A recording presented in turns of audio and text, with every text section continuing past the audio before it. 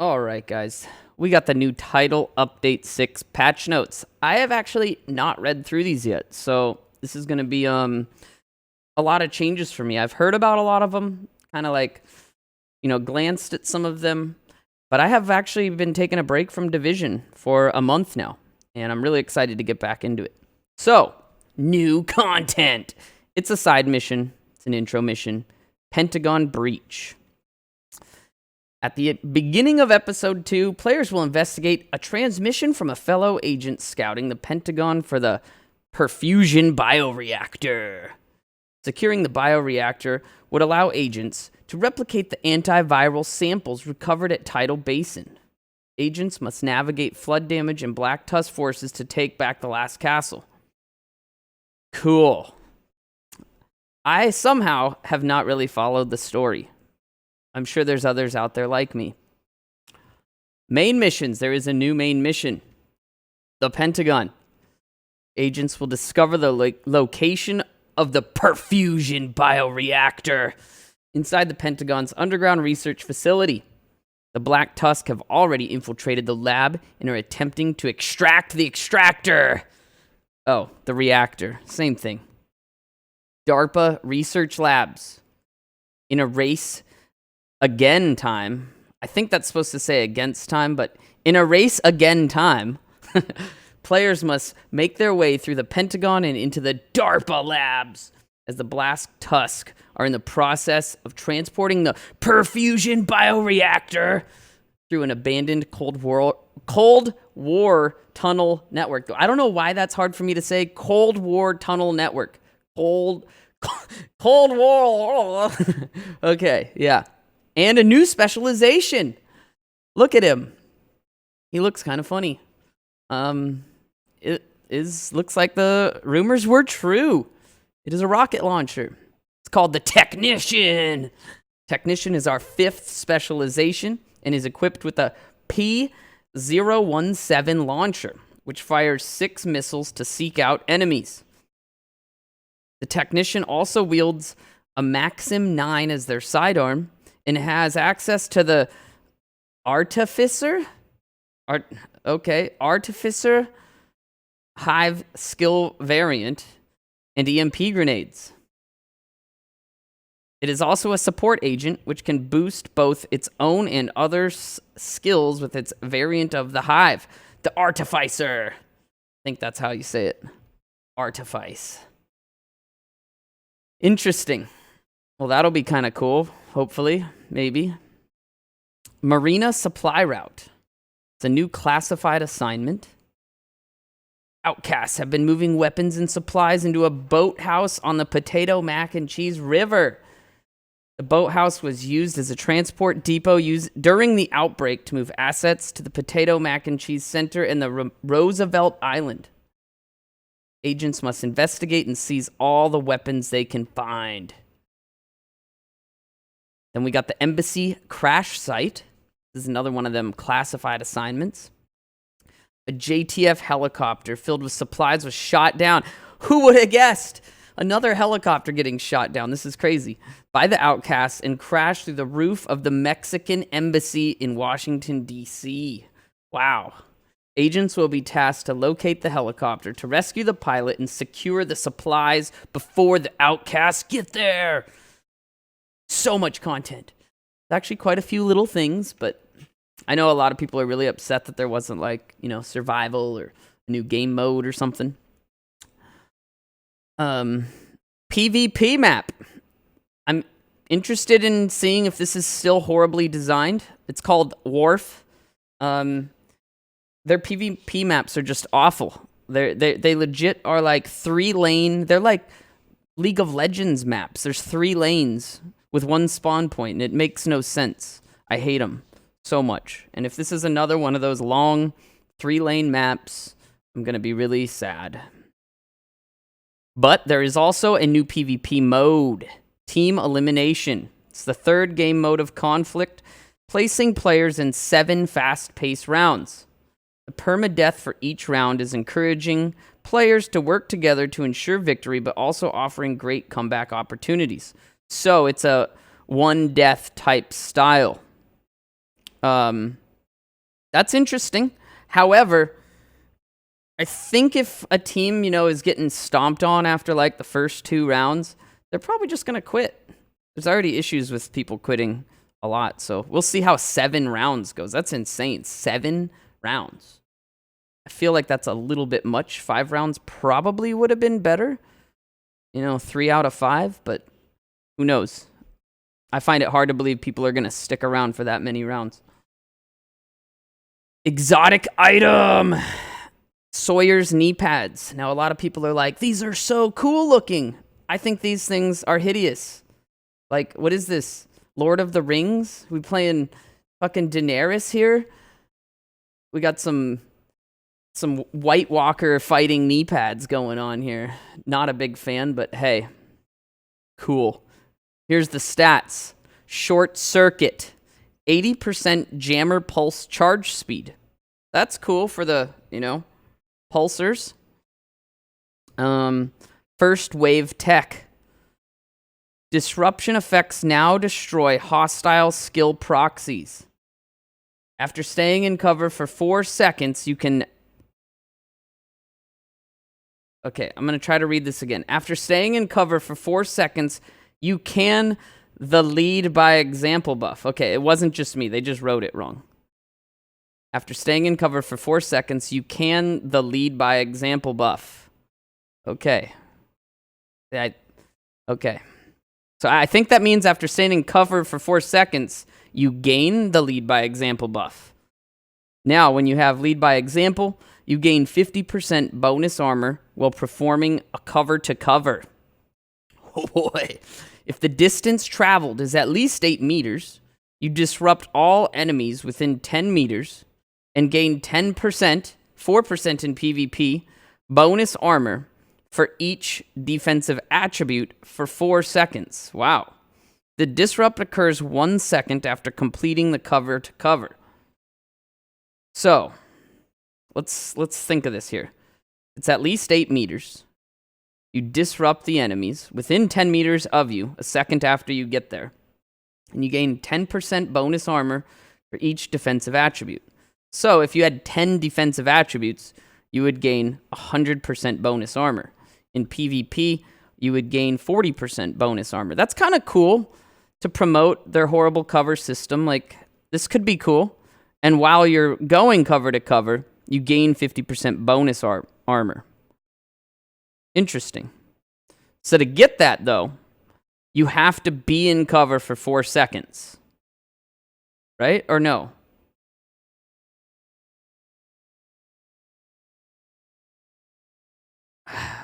I'm gonna have to try this out because it looks like you have to be in cover for 4 seconds and then you can go cover to cover to get the bonus.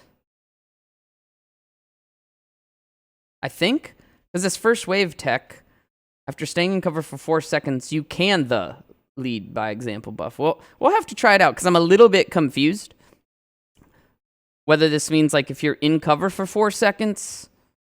Yeah, that must be what it is. You got to be in cover for 4 seconds, and then you go cover to cover to get it. But I'm not sure. We'll see. New shotgun, the KSG. These shotguns are pretty cool. Unfortunately, shotguns have always been really lackluster in Division. But maybe that will change one day. Maybe this patch will make them useful, but we will see. Gameplay changes. Blueprints. They added a missing blueprint to the Aces and Eights knee pads.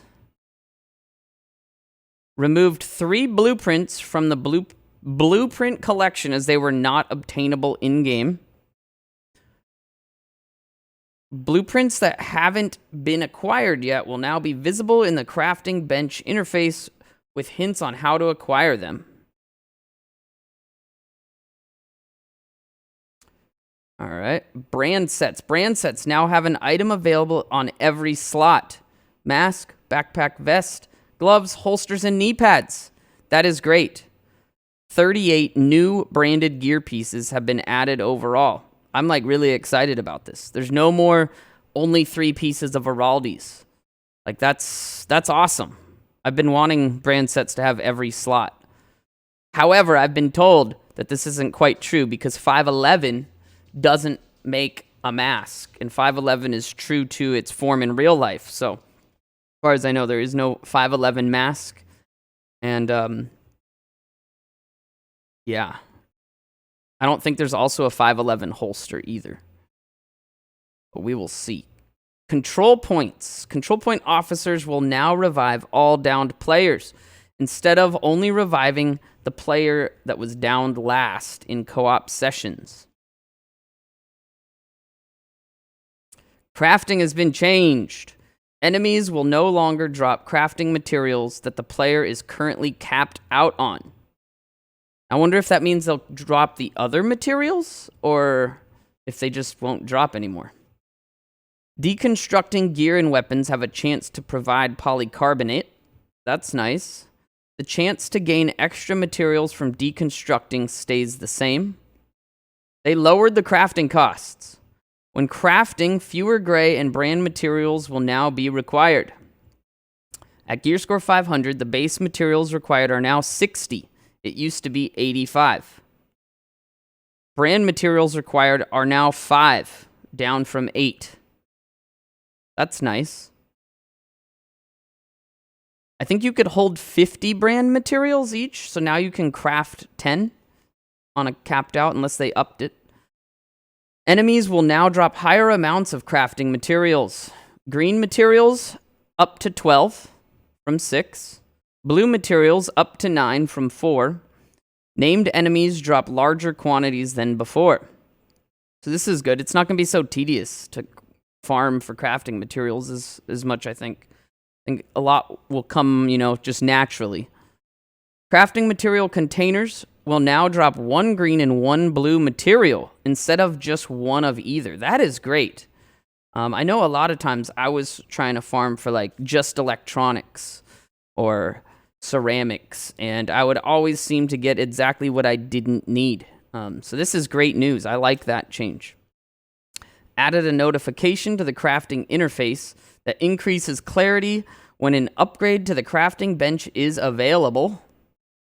The crafting vendor, Inaya, now sells a perk that allows a player to share materials between all their characters. That is kind of cool as well, as long as they up the material cap. It looks like they did. Here we go. Increase perks for upgrading the material inventory size. Base materials cap with all perks unlocked is now 2,000. Thank you. Thank you, baby Jesus. Up from 600. That's great. Material cap is up to 2,000 now. But that's only base materials. Green and blue materials with all perks unlocked is now 1,500. Up from 400. So yeah, 1,500 up from 400. That's big changes. That's good. That is great news. Because, yeah, that would have sucked sharing your materials and not having the cap increase. But this is great. That's a lot more. We won't have to be capped out all the time and then only barely be able to craft anything. So I'm actually really, really happy with these changes. Increase material caps for rare materials. Purple cap, now 300, up from 100. Orange cap, now 80, up from 50. Hardwired base materials cap now at 50 instead of 30.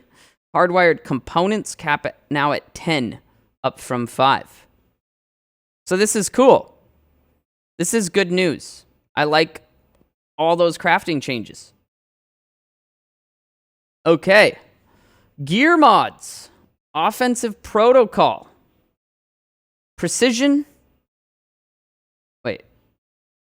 Okay, the offensive protocol precision, defensive system resistance, utility protocol repository gear mods have been removed from the loot pool. Okay, I'm not sure what those ones did, but they are no longer in the loot pool. XP bonuses are no longer granted by gear mods. Weapon-specific critical hit chance and damage is no longer granted by gear mods. Existing gear mods have not been affected by these changes. They will only apply to new gear mods. Interesting. I wonder if that's like a good thing or a bad thing. I mean, I myself never used crit chance gear mods myself, but I don't know. I don't remember what precision, resistance, and repository actually did. I'm pretty sure those were the shitty ones that nobody actually wanted. Yeah, my chat's telling me that these were all the really bad mods, so good riddance to useless mods. Unfortunately, I don't see an increase to our gear mod stash size here, so looks like it would have been there. Maybe not. Maybe that'll be in inventory. Hopefully, 100 sucks, but at least we won't have so many crappy ones dropping all the time now. Kenley College. Wow. They brought it back. Interesting. A mastery system is coming to expeditions, rewarding completion time on different difficulties. When competing for mastery medals, a special mastery modifier is active.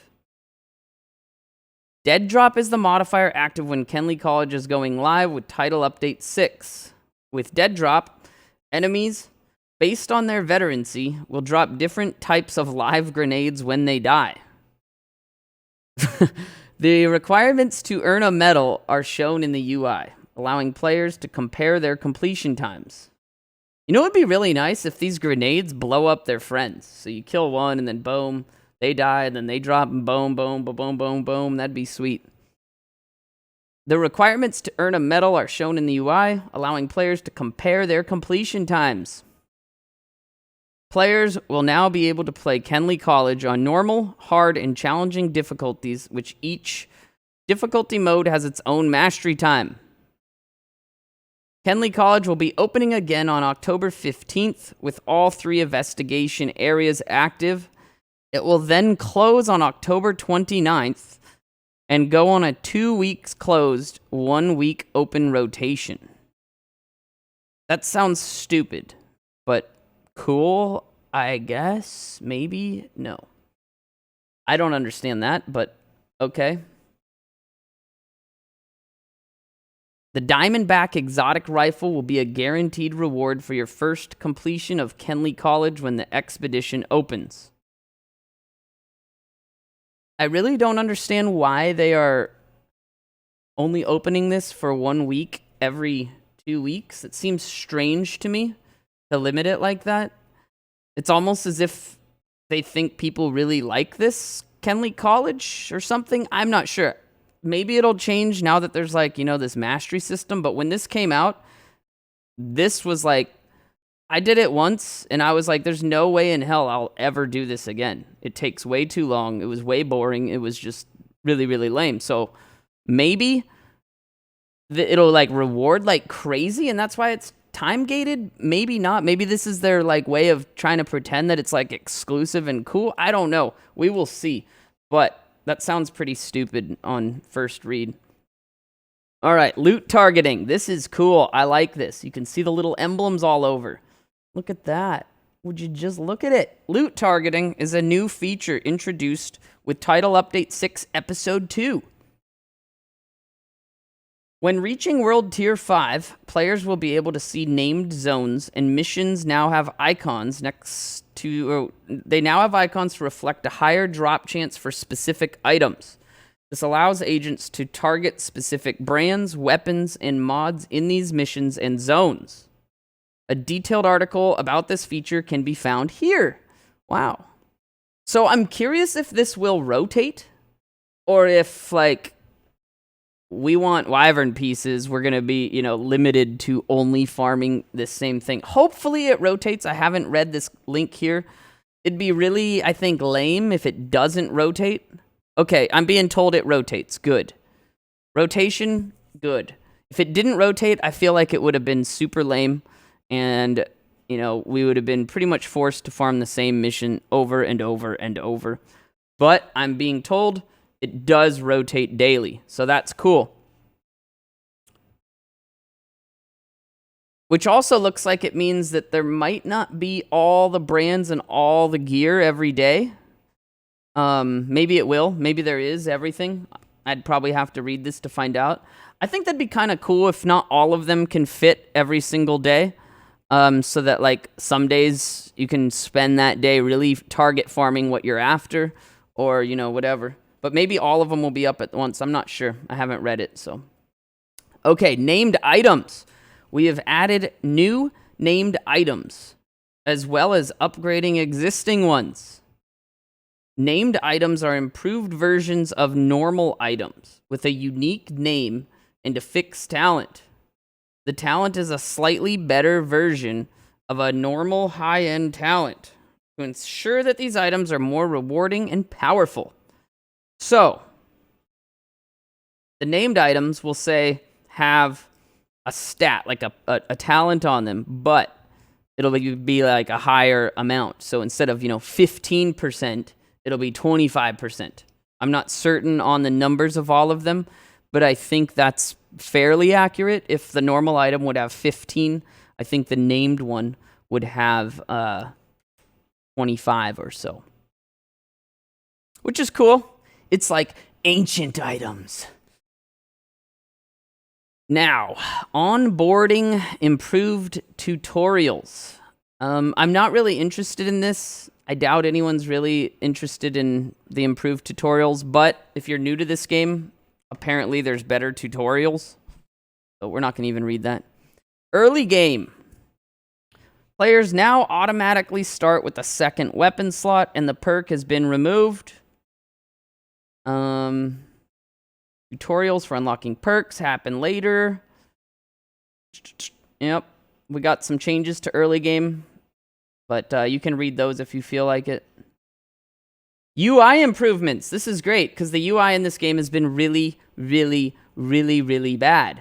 And I've been wanting a way to sort and search for gear since the start of the game, and I couldn't believe that it wasn't in Division 2.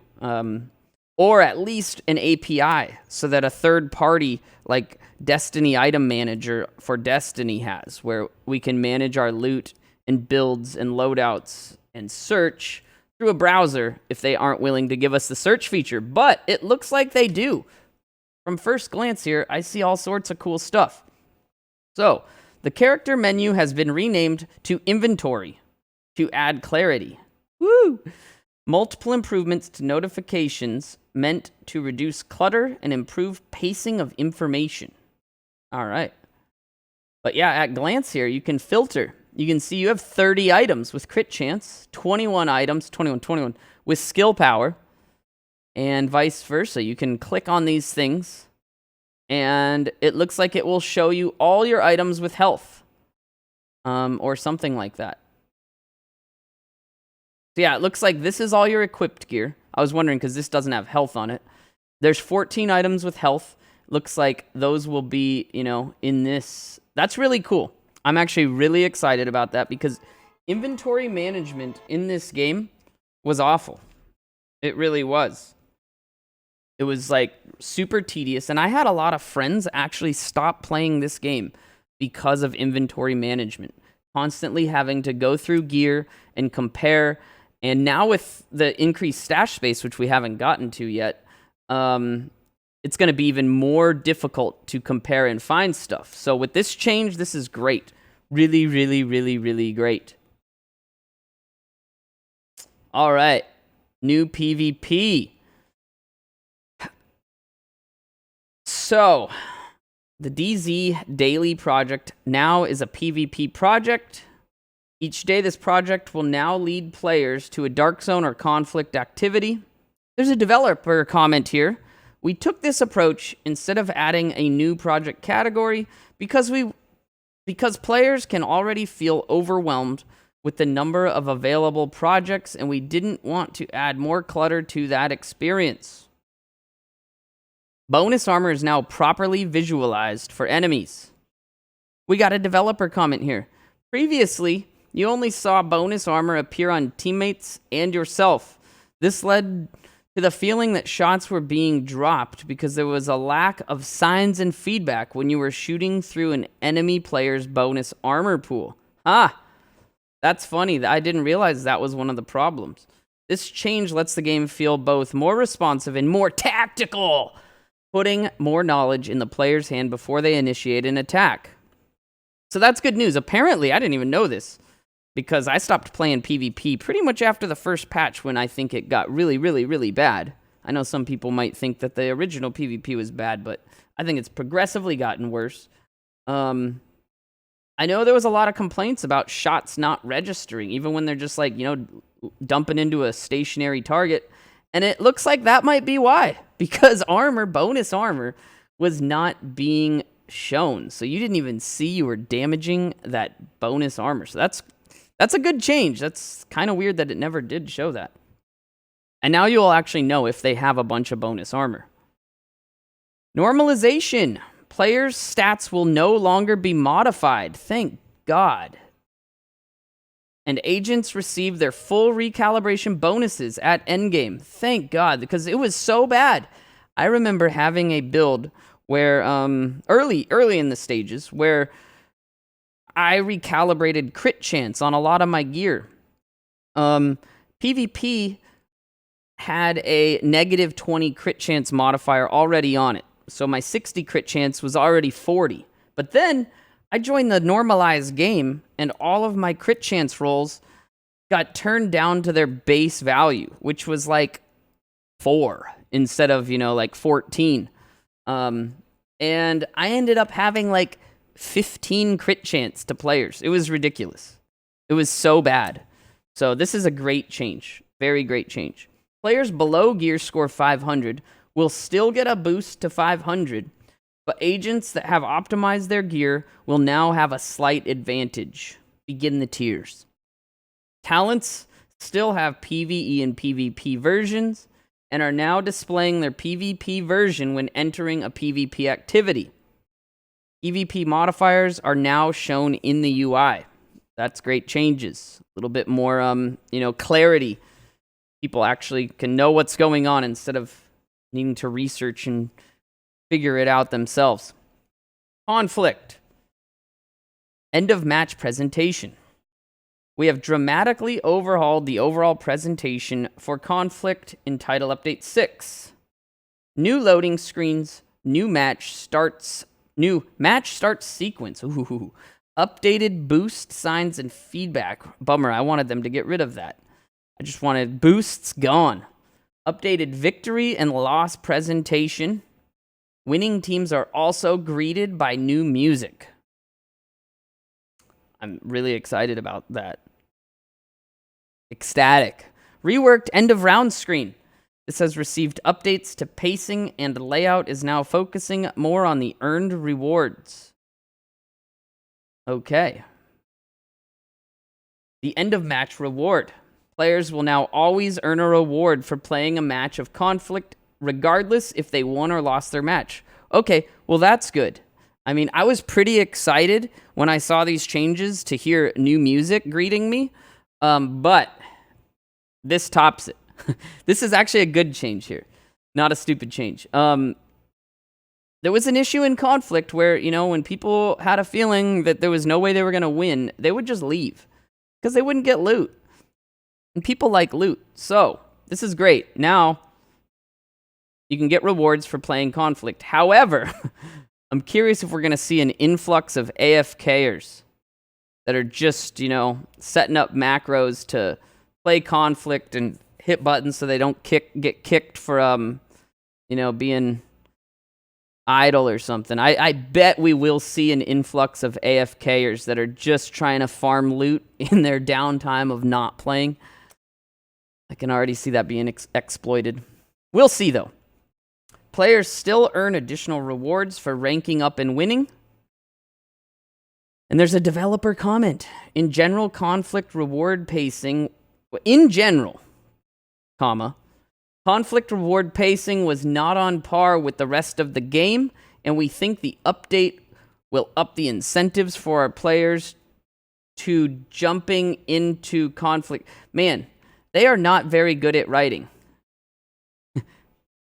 Let's just read this the way they wrote it. In general, Conflict reward pacing was not on par with the rest of the game, and we think the update will up the incentives for our players to jumping into Conflict matches. Okay, cool. Added new sound effects for the countdown in Conflict. Added visibility to the area of effect range of skills. It only shows when players are in the affected area. Okay. Supply drops. This is not conflict anymore. This is for supply drops. New locations for supply drops have been added, and the variety of supply drops has been increased. Supply drops can now also occur in the ODZ. That's good news. The Thieves' Den vendor. The vendor has been reworked and now offers goods for Dark Zone currency. Okay, cool. Dark Zone currency can be earned in any Dark Zone and is now a unified currency for all Dark Zones. The vendor's goods will reset regularly. Cool. There's actually a use for that thing instead of ammo. All right, recalibration. This is a big one, guys. This is huge changes here. We have made several changes to recalibration for this update. Huge changes. There's a new recalibration interface. It looks a lot better. Players are now able to recalibrate stat types over each other. For example, offensive stats like offensive red attributes can be, placed over defensive blue attributes. So, if you had a backpack and, it had health and armor, but you only wanted armor, you can now roll crit chance on top of the health instead of that health not having an option. I don't think there was even any other blue before. Maybe there was, but that's a huge change. It's going to make making builds a lot easier. I know there's a lot of complaints about this, but it works in both ways. There was also a lot of complaints about 99% of our gear being trash. And I think this is a good way to turn our trash gear into usable trash gear. Because you don't have to have a perfect, shitty loot now. Like, it used to be like you were looking for really shitty perfect loot. And by really shitty perfect loot, I'm talking really high one stat. Oh, no, sorry. Really low one stat. Like, everywhere. Shitty armor, shitty everything. So that you could then re-roll something really high onto it. And it was actually really misleading to a lot of people, and I bet it's still going to be that problem. It doesn't look like they've really fixed that. But what most people are after when they understand this game is really good shitty loot. Something that, when you look at it, is bad with low rolls. But when you change it, it's good because it can have higher rolls because of the pie. But yeah, we're getting distracted here. This recalibration overlap, this only applies to stats on gear pieces of the same category, obviously. Backpacks to backpacks, knee pads to knee pads. It is now possible to recalibrate items that are located in the stash. That's cool. Ooh, this is a big one. I didn't see this one coming. Recalibration score has increased from 100 to 150. So guess what, guys? Tankier enemies in the Dark Zone. Woo! PvP has become even more tanky. Because now you can recalibrate higher health and armor. But you can also, I guess, recalibrate higher crit chance and damage or weapon damage. So that's good and bad.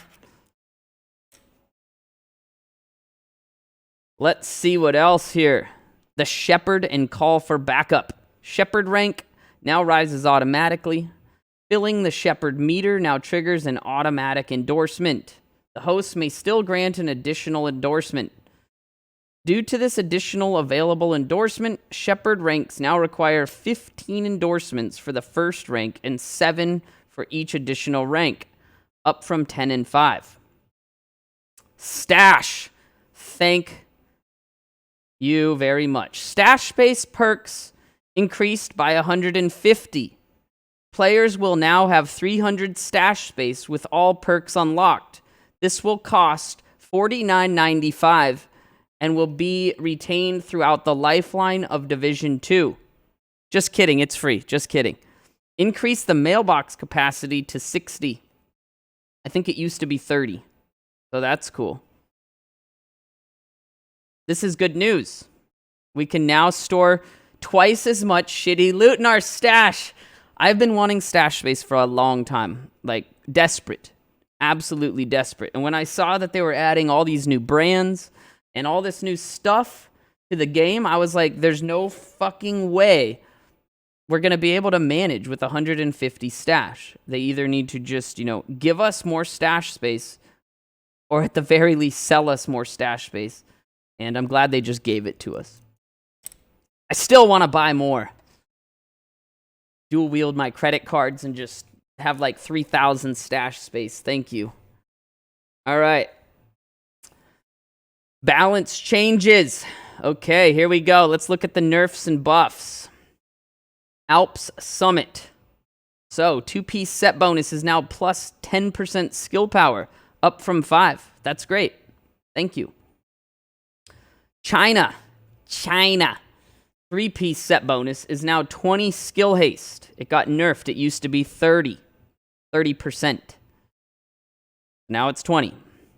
Petrov's 3-piece bonus is now plus 20 skill haste, down from 30. Also nerfed. All right. Exotic holstered talent.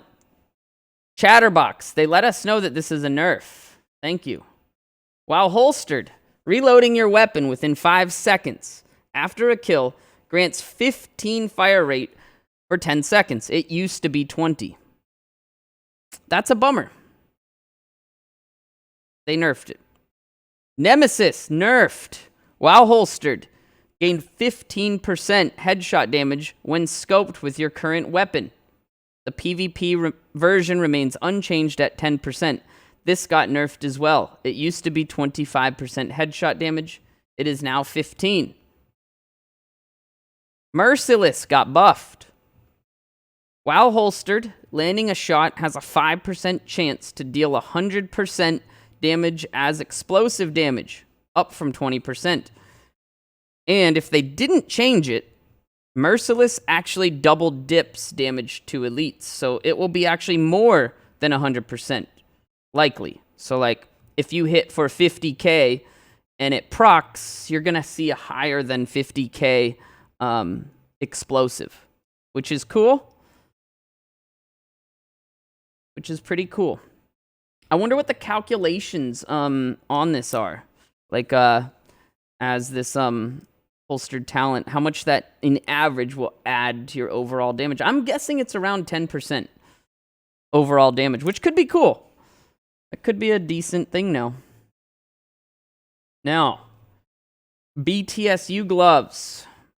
Explosions created by the charged proxies talent no longer damage the player. Oh, cool. You can't kill yourself with them. That's good. That is good. All right, Chatterbox buff. So we got a buff to the Chatterbox, but a nerf to the Chatterbox holstered talent. Chatterbox buff, here we go. Let's see here. Every shot landed grants 1% rate of fire to a max of 60%. Didn't it already do that? I don't remember. This resets on reload. Kills with this weapon refill 75%, up from 20% of the magazine, and grants a buff for 10 seconds. That's really cool. I actually really enjoyed my Chatterbox build for farming PvE. Like, mid-tier farming where you could kill enemies quickly within the magazine, and you'd never, ever have to reload this gun, and the rate of fire was really high. So this is actually really cool. It was particularly useful solo play. In group play, it wasn't as useful because if you didn't get the killing blow, you didn't get that ammo refilled. So after you get that buff for 10 seconds, every shot landed increases magazine capacity by 3, up from 1 to a max of 60. Killing a target consumes the buff to fully refill the increased magazine. So, this is really cool. They definitely buffed the shit out of Chatterbox. I was a big fan of the Chatterbox already. I thought it was a great gun and was really underused for how good it was in situations. Solo play with a submachine gun build, it was amazing. And it's now going to be even more fun to use. It looks like it's just, I mean, it doesn't look like it really got buffed in terms of like its potential damage output. It just got buffed in terms of, you know, not ever needing to reload it, which is cool. That's cool. That's the awesome thing about this gun, is that once you start killing things, you get a high rate of fire and you never have to reload. So much more likely that you won't have to reload now, which might make it actually useful in a group, because before it was great solo, and in a group I was rarely getting my magazine refilled because other players would get the killing blow or whatnot. You were fighting for kills. Now this could fix that. All right, the Diamondback buff. Diamondback buff in PvE. Diamondback randomly marks an enemy. That didn't change. Hitting that enemy consumes the mark, guaranteeing a critical hit with plus 20% total damage. A new random target is marked afterwards, and whenever you reload, it's like a mini game. Cool. After hitting 5 marked targets, you gain 50% reload speed, 20% total damage, and all shots fired are guaranteed critical hits for 10 seconds, 15 seconds. Okay. I don't know what that means, but I think they typoed again here.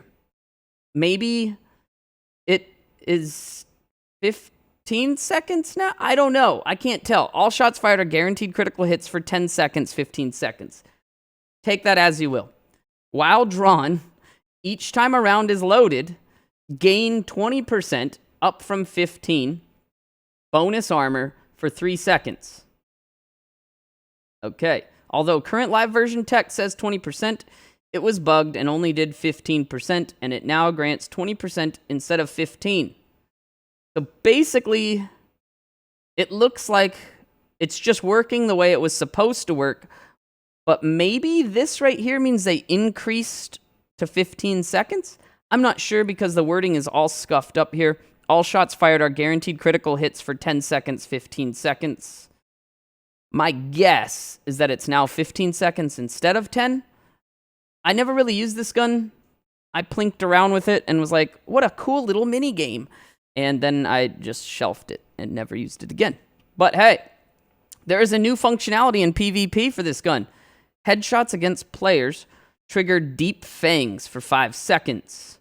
Non-player enemies, such as NPCs and player skills, will still be marked randomly by the Diamondback and will also trigger deep fangs for 5 seconds. I don't remember what deep fangs does, but maybe that's this thing? I'm not sure. I don't remember, but it's probably cool. Eagle Bearer adjustment. I like how they call it an adjustment. Not a buff, it's not a nerf, it's an adjustment. Tactical adjustment, guys. Base damage has been reduced by 15%. I know there has been a flood on Reddit when they announced this. The tears, it was like Alice in Wonderland, just the tears causing floods. The base damage got reduced by 15%. What a surprise. This gun was like, you know, really, really fucking strong before. But it was also really hard for a lot of people to get. So, I mean, there's that argument. Accuracy increases as you continuously fire up to 100%. Unchanged. Headshot kills grant 100% reload speed, plus 50% damage. Oh, there we go. Up from 35, and the tenacity buff for 10 seconds. So, here it is. This is how they fix the tiers. I think this is not a bad thing. The base damage got reduced by 15%. I haven't looked at the numbers after they buffed all the other guns, but I'm assuming the base damage of this gun is still going to be the highest. But maybe not. So I'm not certain on that. But I would guess that the base damage of this gun still puts it, you know, really, really good. But you gain that damage back if you get a headshot kill. Because before, it was 35 damage. Now, it's 50% damage. So, I still think this gun will be best in slot. You're not going to lose a ton of damage because, I mean, now it's going to promote actually getting the headshot kills and proccing its talent. And it will then have the same damage that it used to have. But let's check out what else changed. PvP remains the same. PvP remains the same at 35%. So, after you get this kill, you get tenacity for 10 seconds. The strength of tenacity is increased by 1% for body shots and 5% for headshots. So every body shot you get 1% of tenacity strength. Every headshot, 5%. 40 to 80%, up from 20 to 80, so now it's a base of 40 of the damage taken is delayed until the buff expires. Sometimes people hated this. Sometimes people loved it. People would cry about getting killed by their eagle bearer all the time. But the truth was, if they died from the eagle bearer tenacity, that means they would have already been dead without tenacity. So it wasn't really like you were taking any extra damage. It just got delayed, and if you weren't careful, and if you overextended what you thought you had as far as your health pool, you could kill yourself. So that got buffed to 40 base now, so that's good. All of the total delayed damage is reduced for each enemy killed while the buff is active, up to 100%, with 3 kills. It used to take 5. Now you only got to get 3. And you won't take any of that reduced damage. So, if you get a bunch of headshots or body shots, and you can reduce your damage taken by 80% while tenacity's up, and manage to kill 3 enemies, you will not take any of that damage. The gun is great. The tears are unnecessary. Alright, the Merciless buff. The Merciless buff. The RPM increased from 260 to 400. Wow. That is awesome. That is a big fucking buff right there. That's huge. The weapon is equipped with the binary trigger that fires on trigger pull and release, which is really annoying until you get used to it. Pulling the trigger fires primer rounds that stay embedded in an enemy. Releasing the trigger fires detonator rounds that detonate all the primers on the enemy it hits. Each primer detonated gains 100%, up from 75% damage per primer detonated. PvP version remains at 75. Only 1 enemy can have primers, and at most 5 primers can be embedded.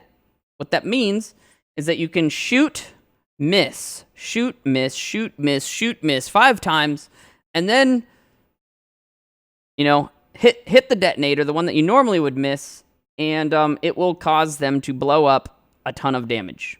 Like a lot. It's really good. And it now got buffed. The rate of fire is a lot better, which means for the people that were just using this gun to shoot it and detonate it, shoot it and detonate it, shoot it and detonate it, it's going to be way more effective for that. It will also be more effective for people that have really fast fat fingers that can, take advantage of this increased RPM while trying to, shoot and miss. That's going to be really fucking hard because I never struggled previously. I got fairly good with the gun. I never struggled previously hitting like a rate of fire cap. So I don't think it's really going to affect the people that were really using it the way it was meant to be used as much. But for the people, or in those oh shit moments when you couldn't actually afford to shoot and miss, the gun's going to be way more effective, dealing almost twice as much damage as it used to because of that rate of fire. I think that's a great change. So, the Nemesis got a PvP nerf. PvP base damage reduced by 10%. I'm sure it will still one-shot if you have a proper build, though. It might just be a little bit more difficult to one-shot. Pestilence got buffed. Oh god, I wonder if they've figured out how to make this shittiest gun in the world useful. PvE base damage increased by 20%. PvP base damage increased by 5%. Okay, so now it'll hit for, nothing still. But maybe it'll be okay. Let's see. After hitting the same enemy 5, down from 10 times, that enemy is inflicted with Plague of the Outcasts for 10 seconds. Whenever an enemy with Plague of the Outcasts is killed, they leave a fart cloud for 5 seconds, down from 10. That deals 1,000, it used to be 400% weapon damage per second to anyone inside, and inflicts them with pestilence. Interesting. This might actually work in PvE, because that's a lot of damage. I don't know what the base damage now is. I know it used to be really bad, and then they buffed it, and it was still really bad. And now they're buffing it again. So I'm curious what that base damage is, and if that 1,000% of the weapon damage per second is really strong. It could be pretty cool. Now, in PvP, I still don't think this is ever going to be useful. But, maybe. The debuff, the pestilence, reduces the healing received by 50% for 10 seconds as well. Whenever an enemy with pestilence would be downed, they are instead instantly killed, meaning you cannot revive them. Pestilence is removed if the enemy is repaired to full armor, which means a med kit or armor kit. All right. It could be annoying in PvP as well, in the right hands, but I don't know. I'm not sure. Maybe it will be actually effective now that... But I don't see how 5.6% base damage increase in PvP is going to make it awesome. We will see. But I don't think the PvP in this game is ever going to be awesome, so my judgment is, biased on that. Base damage increased by 20% on the Sweet Dreams. Sweet Dreams got buffed. Landing a melee attack on an enemy after swapping to this weapon grants 60% bonus armor and applies the Sandman debuff. The PvP bonus armor remains at 35%. Killing an enemy with the Sandman debuff reapplies the bonus armor. That's kind of cool. Did it used to do that? I don't remember. This debuff prevents the enemy from using armor kits and from receiving healing from any source.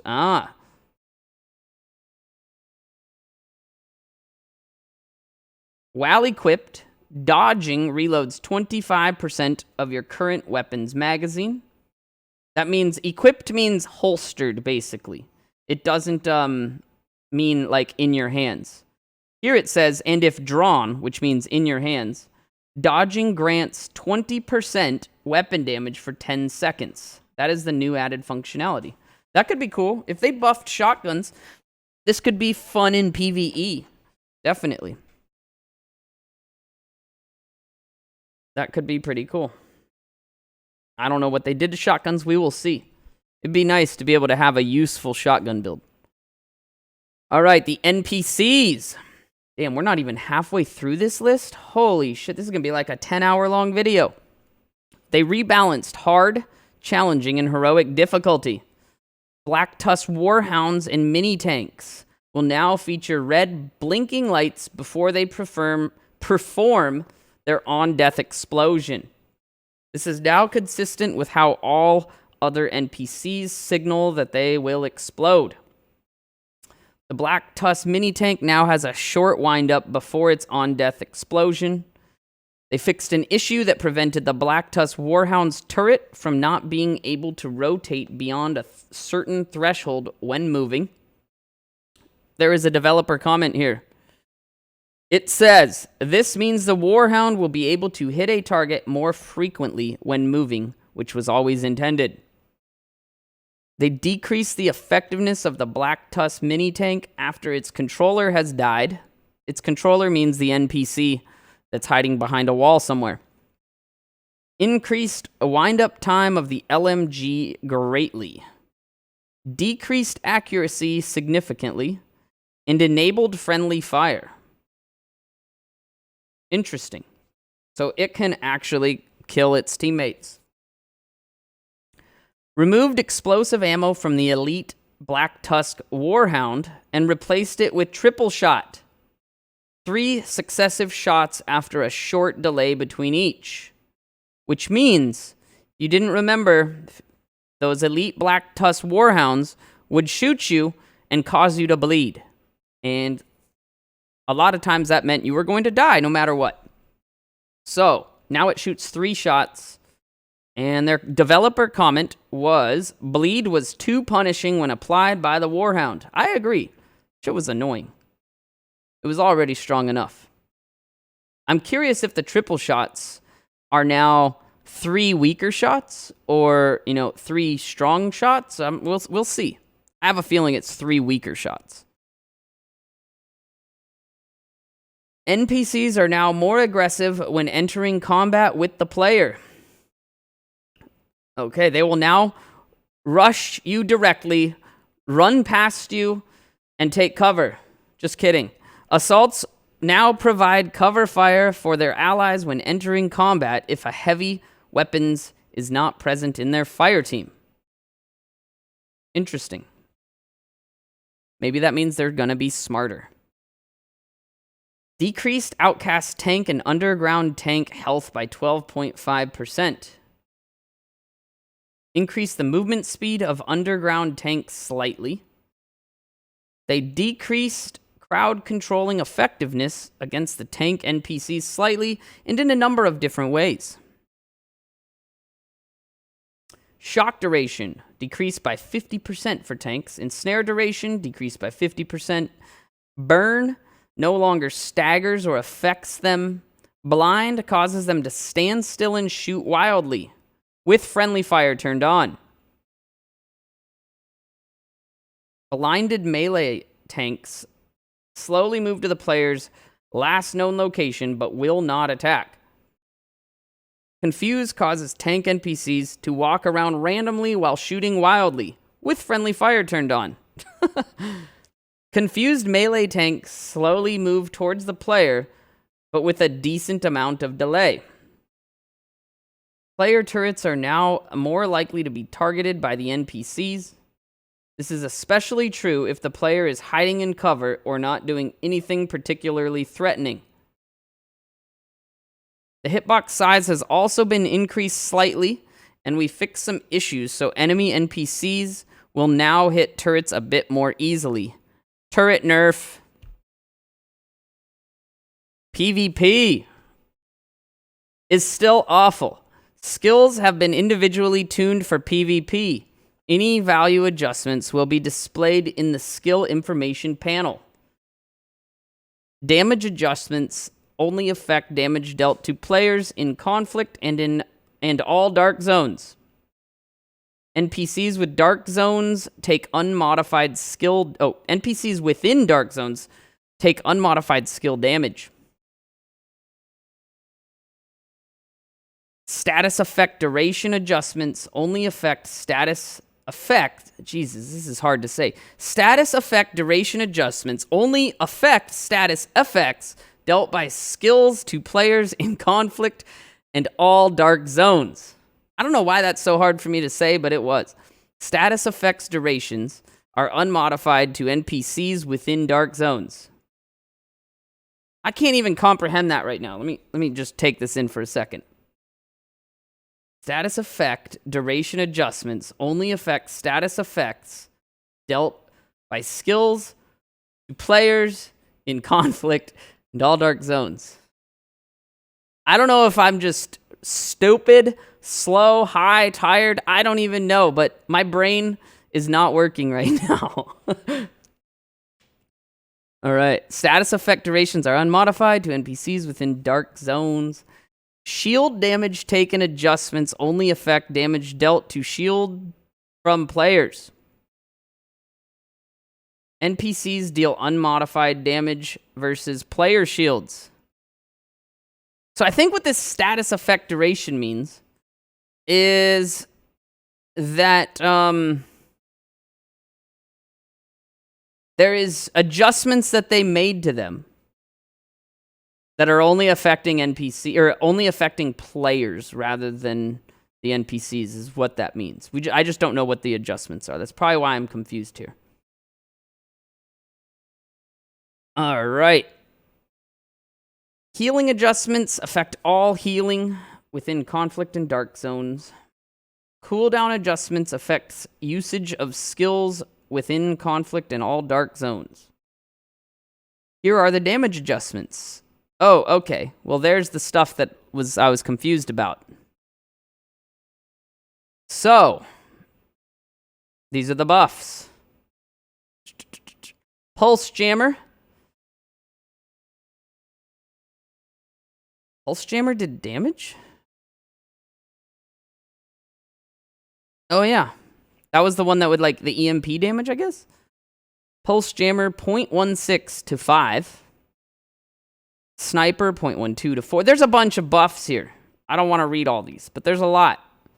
A lot of stuff got buffed in PvP. A lot. So your turret, sniper artillery turret, your chem launcher, fire oxidizer got buffed. Firefly burster and demolisher got buffed. Seeker mine, explosive, airburst, and cluster all got buffed in their damages.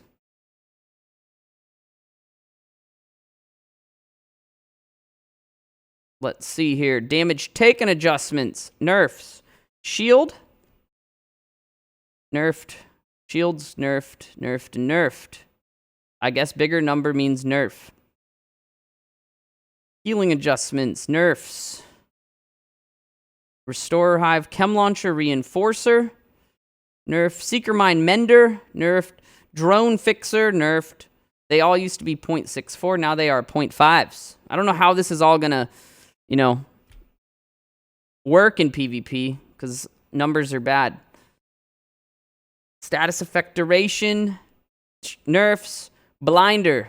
That's a big nerf. Used to be a second, now 0.4. I'm assuming that's seconds.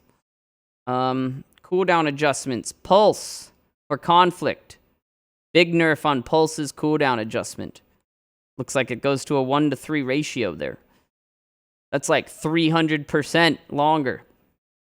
Oh, wait, that's not a cooldown. Wait, I'm confused. Status effects duration, but then it says cooldown adjustments. This must be supposed to be in, its own bullet. So, Chem Launcher. Repair Cloud no longer repairs hostile players' armor. That's great. I always thought it was funny when people shot heals at the enemies. It actually did heal them.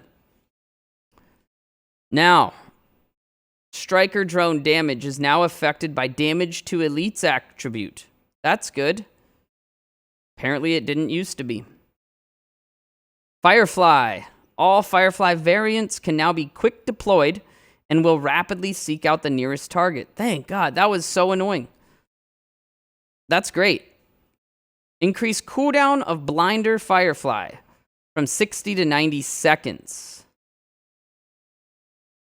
Nice little nerf there. Okay, developer notes. We got a story here. Similar to what was outlined above, generous skill haste.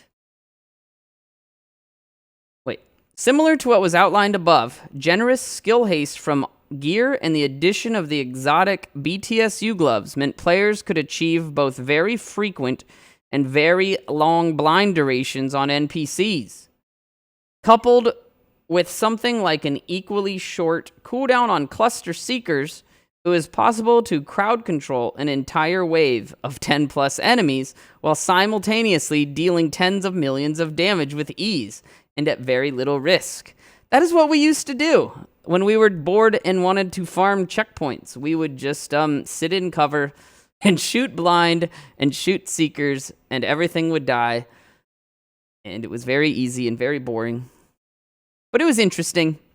We like seeing powerful combinations of skills being used together and want to encourage clever use of game mechanics, aka exploits, especially in terms of group synergy. But it should come at the cost of investing in highly specialized gear.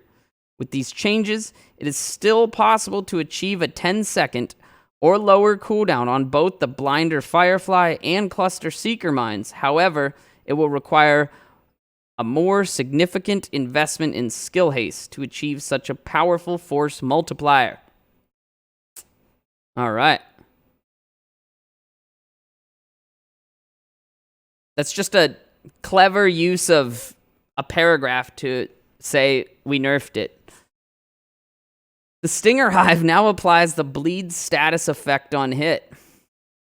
It can now be picked up and placed down elsewhere. What?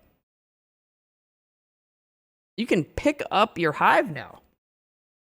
That's cool. The charges that remained when picked up are saved. It no longer uses a cooldown, but instead uses a charge up mechanic similar to Chem Launcher. That's cool. That's cool. I like that. All right, let's see what else. Pulse. Scanner pulse base cooldown. Increase from 40 to 60 seconds. Nerf. Remote pulse base radius. Increase from 12 meters to 15 meters. Buff. All right. Seeker Mine. Oh, this will be interesting. Increase damage of explosive Seeker Mine by 20%, and it now applies the bleed status effect. That is actually really cool. This is the one that does one single mine that you can't add extra mines to. This is the big boy, the big boom. And here's the cool thing about it. It now applies the bleed status effect. So, for people familiar with the BTSU gloves, you needed a status effect applied to get the benefit of them. So before, when we used Seeker Mines for our damage, we used to have to use something like, I don't know, a blind firefly, for instance, to apply the status effect. With this change, that explosive Seeker Mine can now be the primer for the gloves and be the damage dealer, as well as also using, you could use like artillery or something else that also deals damage, whatever you wanted. So I think that's pretty cool. I think that's going to get used more now that the big boy applies bleed. I think that's a big change right there. They increased the damage of cluster seeker mines by 30%. They must have nerfed these like crazy if they did that. Let's see. Increased the cooldown of cluster seeker mines from 40 to 60 seconds. They lowered the quantity of cluster seeker mines from 4 to 3. That's the base quantity. You can still plus them with the mods to get a lot more than that. They increased the cooldown of blinder firefly from 60 to 90 seconds. That's not a seeker mine, but cool. I think you already told us that.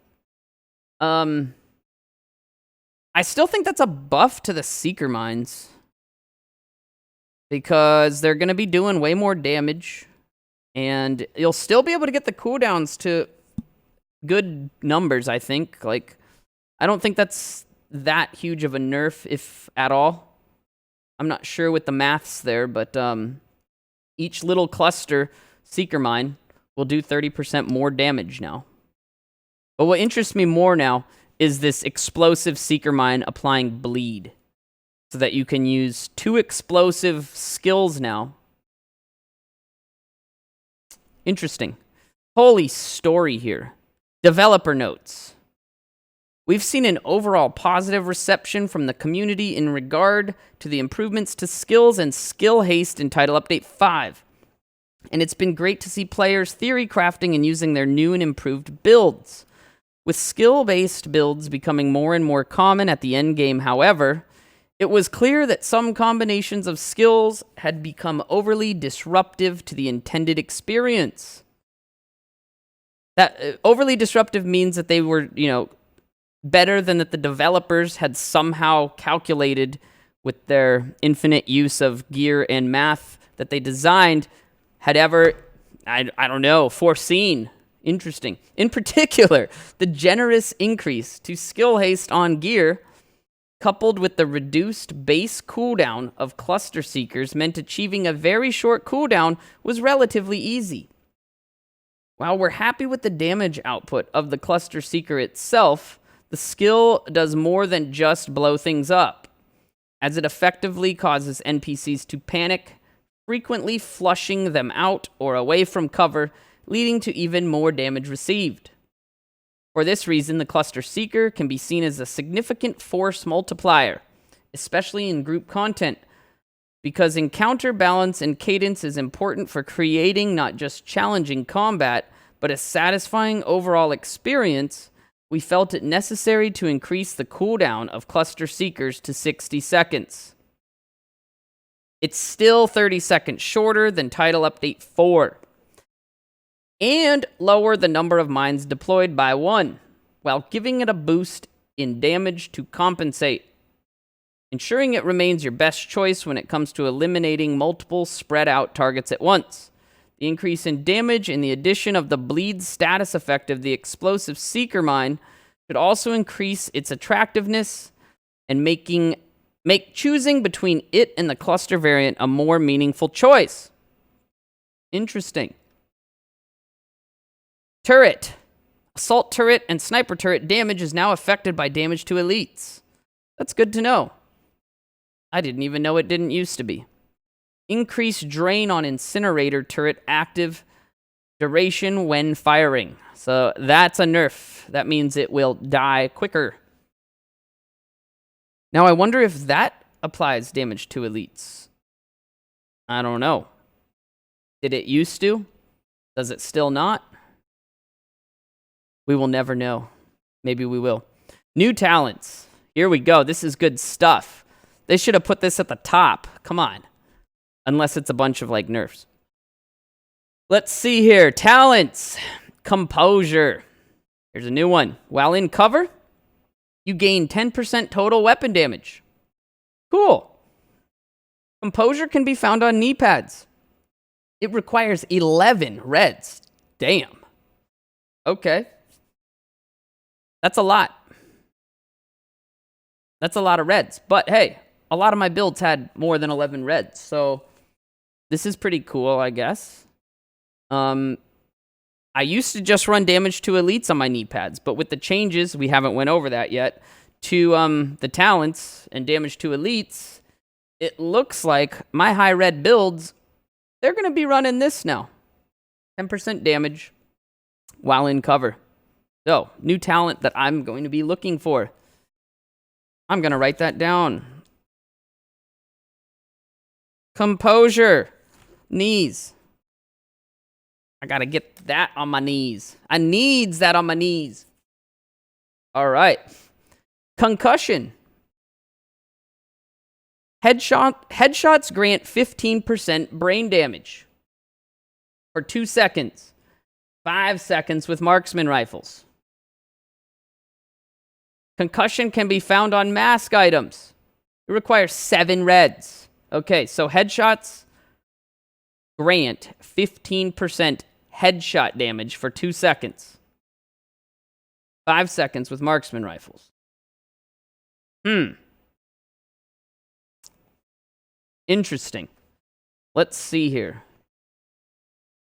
I don't know if that would ever... I guess, yeah. If you get a headshot, say with your assault rifle, for 2 more seconds, you'll be doing 15% more headshot damage. That's not bad, as long as it refreshes. If it doesn't refresh, that sucks. Hopefully it refreshes. I didn't test it out on the PTS, but I'm assuming it would refresh. Hopefully. Okay, I just got told on my stream on the PTS it refreshed. So that's pretty cool. And with marksman rifles, it lasts 5 seconds. So this could actually be really good with an SVD. Because you didn't know, I'm just going to spoil it now. You can only have 1 talent on your gear now affecting it. So before, we may have used to stacked, 6 damage to elites talents. They were 10% damage to elites, and we'd have it on every single slot. Now, they changed that. You can only get the benefit once now. They did increase it to, I believe, 25%, but you can only have 1 hard hitting on your gear now. I mean, you could have more, but only 1 is going to affect your stats. So things like this mask may actually be, really useful here, because you're not going to have damage to elites on your mask anymore. Likely. You might, but now you have this option. Here's the other part of it. Wait a minute. Is this all the same thing? Okay, it looks like this is all part of the same talent. This is pretty cool. Headshots grant 15% headshot damage, blah, blah, blah. Then, damaging enemies with skills or grenades grant 15%, 10% in PvP, weapon damage for 15 seconds. Wait a minute. Spark can be found on backpack item. Okay, this is all messed up, guys. This here is supposed to be Spark. So this is not part of concussion, guys. This just needs to be deleted. It's been duplicated here and here. Same thing with this. This has been duplicated here and here. So we're moving on to Spark. Spark is a new backpack talent that requires 9 offensive attributes. Damaging enemies with skills or grenades grant 15% weapon damage for 15 seconds. That's pretty cool. I think that will also be a popular... I think that's going to be a popular backpack talent now. I'm going to put that on my backpack, I think. Because that can eliminate the need for, what was that talent called? On the Ropes, which required both your skills on cooldown to get the, little thing there. So that could be really cool. I think this is a good talent. Damaging enemies with skills or grenades grants 15% weapon damage for 15 seconds. It's a nice long buff. Requires 9. So this is a good option for them, red builds. Because On the Ropes used to require, 7 yellows? I'm assuming it still does. Which really limited the red builds options. This is a good talent. Keep a look for it. Now, Vigilance. Gain 25%, 20 in PvP weapon damage. Wait, what? Receiving damage disables this buff for 4 seconds. Vigilance can be found on chest items. It requires 7 reds. Interesting. So, they gave us 4 new talents, all of which require reds. Okay. I'm surprised there isn't blues and yellows here. But this is also this is good. Especially for a sniper. This seems really good for sniping. Sure, once you receive damage, you're doing no extra damage, but 25%, on your first shot for sure, and probably multiple others, are going to give you some nice bonus there. Can be found on chest items. Requires 7 offensive attributes. That seems pretty good. In solo play, not as good. In group play, much better. And I think for snipers, this is going to be, really, really, really good. Because, this is going to be great for the one-shots. All right, let's see what else here. Damn, we are now only halfway through. This is crazy. This video is already 1 hour and 20 minutes. Oh my God, what is going on? These patch notes are intense. Talent changes. Basic gear talents. All basic gear talents are changing to be unique equip. This is the big change, guys. Meaning that they will not stack with duplicates of themselves on the other pieces of gear. I think this is the overall biggest change that people are going to notice and be upset about and cry on Reddit and flood, and it's going to be a major change, and a lot of people are really upset about it. I think it's cool. I actually like this change. People are like, somehow there's this guy on Reddit I was reading that mathematically build diversity is now down. The dude's high as hell. So,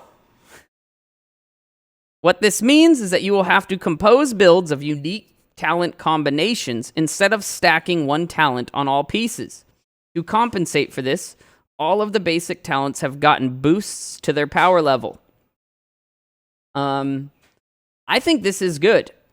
I, like every single one of my friends who played this game, stacked damage to elites on every single slot. It was the only option, really. I mean, there was some other primary talents, but, for the most part, all 6 of my slots on every build I had, hardened on it. Damage to elites, 10%. Now, only one piece of gear can have hardened on it. Or hard hitting, sorry, not hardened. Hardened is armor. So, here we go. Berserk got changed. Nerfed. PvE, plus 8%, down from 10% weapon damage for every 20% of max armor depleted. So, that means that it's a 40% damage increase now instead of 50%. So that got nerfed by 10% total if you're trying to get your main benefit out of it. Bloodlust. New functionality. Swapping weapons grants 15% weapon damage for 5 seconds. The buff is lost for 5 seconds when you swap a weapon while the buff is active. Interesting.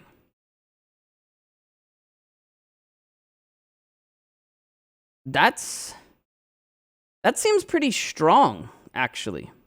Just swapping weapons alone grants 15% weapon damage for 5 seconds. The buff is then lost for 5 seconds if you swap a weapon while the buff is active.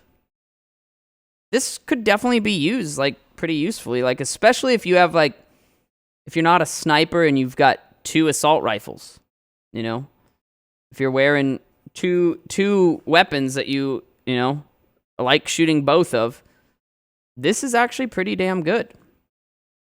Bloodsucker, PvP nerf.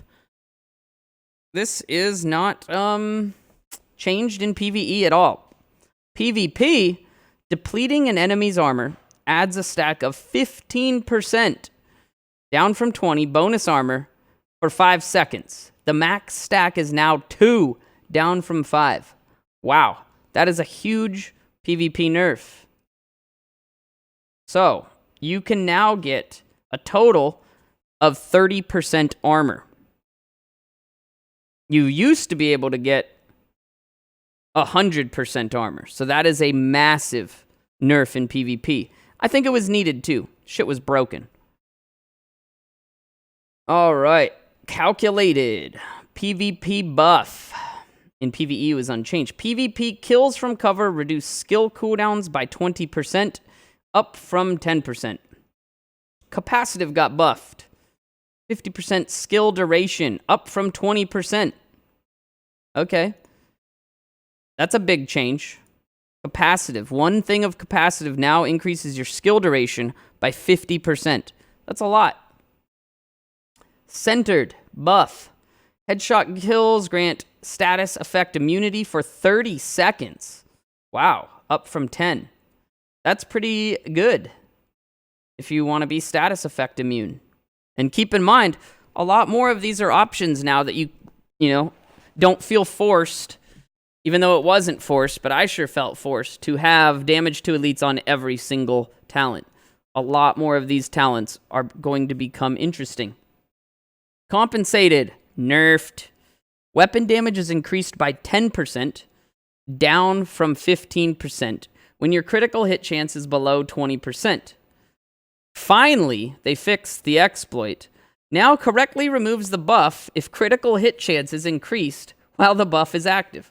You guys didn't know. You could, equip gear that was, low crit chance. Then equip gear that had high crit chance and still get your damage buff from compensated. Pretty broken. So, Creeping Death buff. Status effect spreads to the nearest enemy within 25 meters. That's a big change. It used to only be 10 meters. Can occur every 5 seconds, down from every 15 seconds. That's great. This is going to go really well with that Seeker mine that causes bleed, actually. This is going to cause a lot of blood. In PvP, status effects spread to the nearest enemy within 10 meters. Can occur every 5 seconds. Interesting. Critical got buffed. 15% crit damage now. Nice, because 5% was awful. I don't even know what they were thinking. Who would ever have put 5% crit damage on a slot? Like, Jesus. 15% much better. So on crit builds, when you used to have damage to elites everywhere, now you can put, one thing of critical. Destructive, 40% explosive damage, up from 20. Dialed in, new functionality. They just simplified it here. While aiming, you gain 15% weapon stability. Thank you. Empowered. It's a buff. 20% skill power, up from 10%. Gunslinger. It's a buff. Swapping to your sidearm within 10 seconds, up from 3 seconds, of a kill, refills the sidearm's magazine and grants 30%, up from 20%, weapon damage for the entire magazine. Hard hitting. Buff. 25% damage to elites now, up from 10. Still gonna have a must-have stat. You gotta have one of these in a PvE build. That's huge. 25% damage to elites. That is huge. But you can only have one now. So, before, you could have 6. Which was a total of 60%. Now you can have 1, which is, 25%. So there's 35% damage to elites missing. But you have 5 more slots to gain damage. All right? 5 more slots to gain damage here. So that's cool. Hardened, buffed, 15% armor, up from 10%. Insulated, buff, 30% hazard protection, up from 10. Kneecap, new functionality in PvE. Ooh, this got nerfed hard. Once per 30 seconds, shooting an enemy in the legs applies bleed to them for 10 seconds. In PvP, once per 30 seconds, shooting an enemy in the legs applies bleed to them for 5 seconds. I guess you only have to hit them once in the leg, and they get bled. That's interesting. That is interesting, but only once every 30 seconds. Mad Bomber, buff. Removed attribute requirements, and Riot Foam Grenade is now correctly modified. Obliterate, buffed. Depleting an enemy's armor grants 30% crit damage for 15 seconds. It used to be 25 for 5 seconds. That's actually pretty good. That's actually pretty good there. It used to be kind of lame because it was only 5 seconds. So you'd have a nice damage increase, but you'd have to find a new target. And then it was gone really quickly. But this is actually pretty nice. Depleting an enemy's armor grants 30% crit damage for 15 seconds. That's a lot if you have a high crit build. I think that is actually a decent talent. On the ropes, nerfed. PvE weapon damage is increased by 15%, down from 25%, while all skills are on cooldown. Yeah, I'm definitely going to be using Spark. That's harsh, especially with how much yellows it required. PvP weapon damage is increased by only 10%. Down from 25 while skills are on cooldown. I think that was definitely a needed change in PvP because people could run so high of survivability yet have so much damage output. So I think that was a needed change. I don't know about the nerf in PvE, but hey, kind of an easy choice not to use that now. All right, opportunistic. This is actually really cool. Opportunistic. This is great. New functionality. Enemies you damage take 10% more damage from all sources for 3 seconds. That is insane. That means one person wearing opportunistic gloves is adding 10% damage not only to them, but from everyone else shooting that target. That will be a must-have. At least one person, if not multiple people, running that in raids and endgame content. That is a great talent right there. This is on gloves, by the way. Enemies you damage take 10. It's basically 10% damage from you and 10% from everyone else shooting it. That is good. I think that is great. I like it. PvP buff for reassigned. Killing a status-affected enemy adds 3 rounds of a random special ammo into your sidearm. Can occur once every 30 seconds, down from 45. Restorative buff, 30% health on kill, up from 10%. That's a big change. Self-adjusting buff, 30% armor regen, up from 20%. Spotter, nerfed. PvE, 15%. Excuse me. It's hard to swallow, my spotter nerf. PvE, 15% weapon damage to pulsed enemies, down from 20%. And in PvP, 10% weapon damage to pulsed enemies, down from 20%. This makes that new headshot talent, a little bit more attractive here.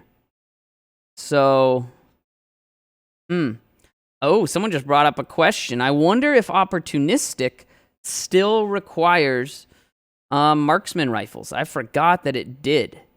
So it might not be as good as I was thinking if it does, but that's still not bad. It's still going to be something that every raid group is going to have a person running opportunistic gloves. But spotter, back to that. Spotter's not that bad. It's still good. And I'm wondering if it's still multiplicative damage. So that's interesting. Surgical buff. 10% crit chance now instead of 5. Cool. That's awesome. Tech support. PvP buff.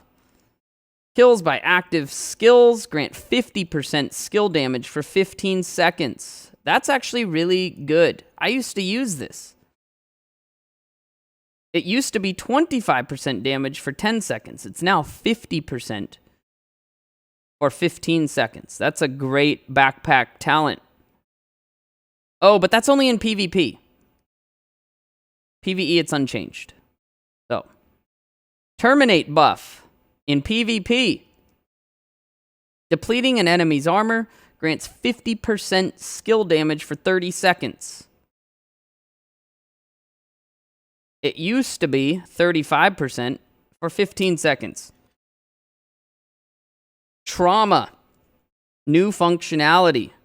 Interesting. This got nerfed. PvE, once every 30 seconds, an enemy hit with a headshot is blinded for 5 seconds. That is a huge nerf, I think. Once every 40 seconds, an enemy hit with a headshot is blinded for 2 seconds in PvP. So you get a 2-second blind every 40 seconds. Yeah. I don't know about that. And in PvE, you get a 5-second blind every 30 seconds. I think that sucks. Grenades can... Oh, in to order added a functionality. Grenades can now be cooked by holding the fire button, making them explode earlier. I thought they already had that. You gain 15% bonus armor while aiming grenades. It's crazy. Unbreakable. It's a PvP nerf. In PvE, it's unchanged. In PvP, it is now 20% of max armor is repaired when your armor is depleted. Armor kits used within the next 7 seconds are not consumed. Unstoppable Force got nerfed again. Woo! Killing an enemy grants 1% weapon damage for every 20,000 armor. Down from 25,000 armor. Yeah, that's another big nerf to Unstoppable Force. I don't think people are going to be using that anymore. So if you have 300,000 armor, that is 15% weapon damage. Right? 20,000. So yeah, every 100,000 is 5. 400,000 armor would be 20%. I mean, it's still... Wait. Yeah. It's still a decent amount of damage, but I don't know if that's going to be worthwhile. However, I mean, on a high armor build, I don't know what else you would use there. That is a big nerf, though. Vital. Buff. 25% health. Up from 20%. Alright, that didn't get buffed very much. Wicked. New functionality. Whenever you apply a status effect, you gain 15% weapon damage for 20 seconds.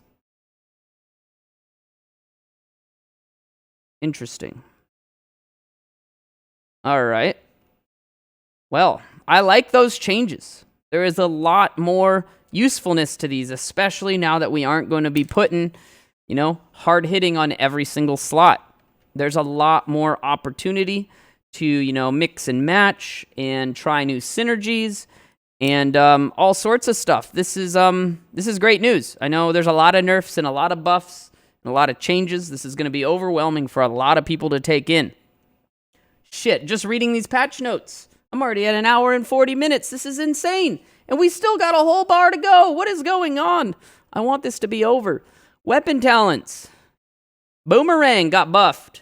Critical hits now have a 50% chance, up from 20% chance, to return the bullet to the magazine. If a bullet's returned to the magazine, the next shot has plus 50%, up from 20% increased damage. That is actually really good. That is a lot. If you have a high crit sniper build, or SVD build, for instance, boomerang, whew, or rifle build, like, this is huge. This is huge. Like, boomerang, you have a 50%, but this is on crits, so it's not a 50% chance. It's a 50% chance on your crits. So if you had 60 crit, you have a 50% chance of each one of those. So I know the math is not actually accurate to say you have a 30% chance, but we're just going to go with that. Because it's kind of like that. You have 50% chance on every 60% chance to, have it happen. I'm pretty sure mathematically it's lower than 30%, but hey. Let's see here. That's pretty good, though, because the next shot is 50% increased damage. So that's a lot, man. So if it is 30% chance to do 50% damage, that's a lot. That's pretty good. I like that. That's a good talent. And it extends your magazine at the same time. It extends the magazine at the same time right there. Breadbasket, buff. Whoa, don't tell Reddit. Reddit thought this was the best talent. Landing body shots adds a stack of bonus 50%, up from 5%, headshot damage to the next headshot for 10 seconds. Max stack is 3, down from 10. PvP now uses PvE values. That's actually a lot. So, if you hit, 3 body shots, you are now going to be doing 150% more headshot damage. Like, that seems extreme. But that means you have to land 3 body shots. When you could have just, tried to land 3 headshots. But, yeah. That's definitely a big buff. Now, the guys on Reddit who thought this was already the best talent, they're going to be flipping their shit. Because, man, it's so much better now. All right, close and personal. Got a buff. Killing a target within 7 meters grants 50% weapon damage for 10 seconds, up from 5 seconds. PvP now uses the PvE values. That's actually really good. Basically, point-blank kills are giving you 50% weapon damage for 10 seconds. That's actually good, I think. That's not a bad amount. Like, the 5 seconds sucked. You didn't have that much time. Because chances are, after you killed them, you had to reload. And then you only had a few seconds to do your damage. I think this is going to be used in PvP, for sure. I think it's a great talent for PvP there now. Rushing up close with a submachine gun or an assault rifle. I haven't got to it yet, but rumor has it that they removed crit range. Rumor has it that they removed crit range and did what I was suggesting, which was while hip firing, you move at the same speed of aiming down sights. I hope that's in these patch notes because that's what I wanted to see. So, Eyeless got an added functionality. So if they did remove crit range, that's great for assault rifles, because I hated crit range. I hated it so much. All right, Eyeless. New functionality. You deal 30% weapon damage to blinded enemies. After 3 kills, it applies blind to the next enemy you hit. Interesting. 30% weapon damage to blinded enemies. After 3 kills, it applies blind to the next enemy you hit. That's interesting. That could be useful. Fast Hands buff. Critical hits at a stack of 5%, up from 3%. Reload speed bonus. Max stack is 30%, up from 20%. So, when you crit, you can get a bunch of reload speed. 30 stacks of 5 now. So that's what? 150% reload speed you can get? So if you had a 60 round mag and you crit 30 times, your reload speed is going to be 150%. That is a lot. That's actually pretty cool. It used to be, 3%, 20 stacks? That's 60% reload speed. Now, 5%, 30 stacks. That's a lot. That could actually be pretty useful. All right, let's see here. Finisher, added functionality. Swapping from this weapon within 10 seconds, up from 3 seconds, of killing an enemy grants 30% crit hit chance and 30% crit hit damage for 15 seconds. From this weapon. So, if it had Finisher, I think that was a pistol weapon. I'm not sure, but...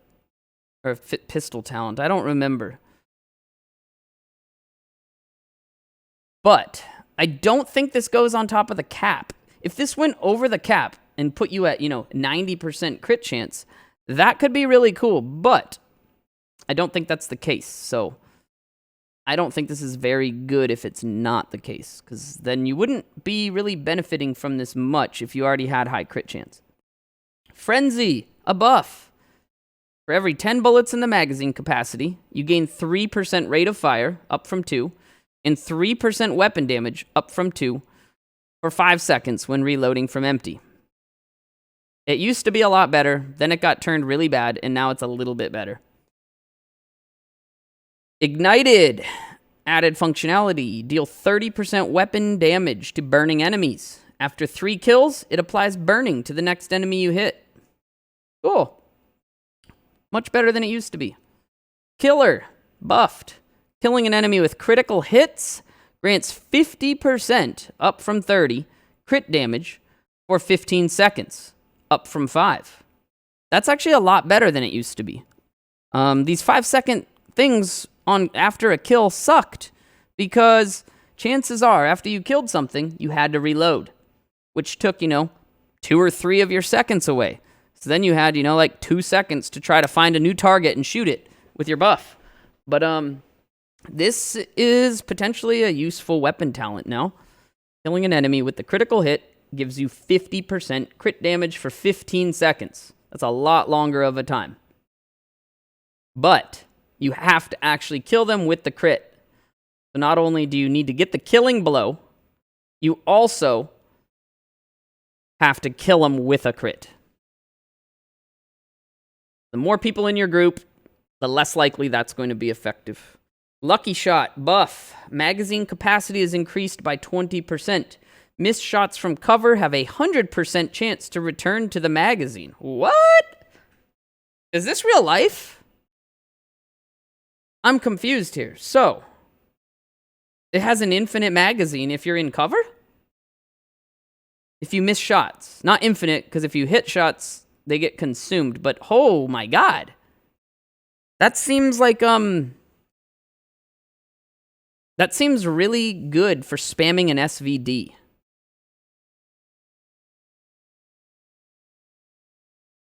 I used to use this on my SVD.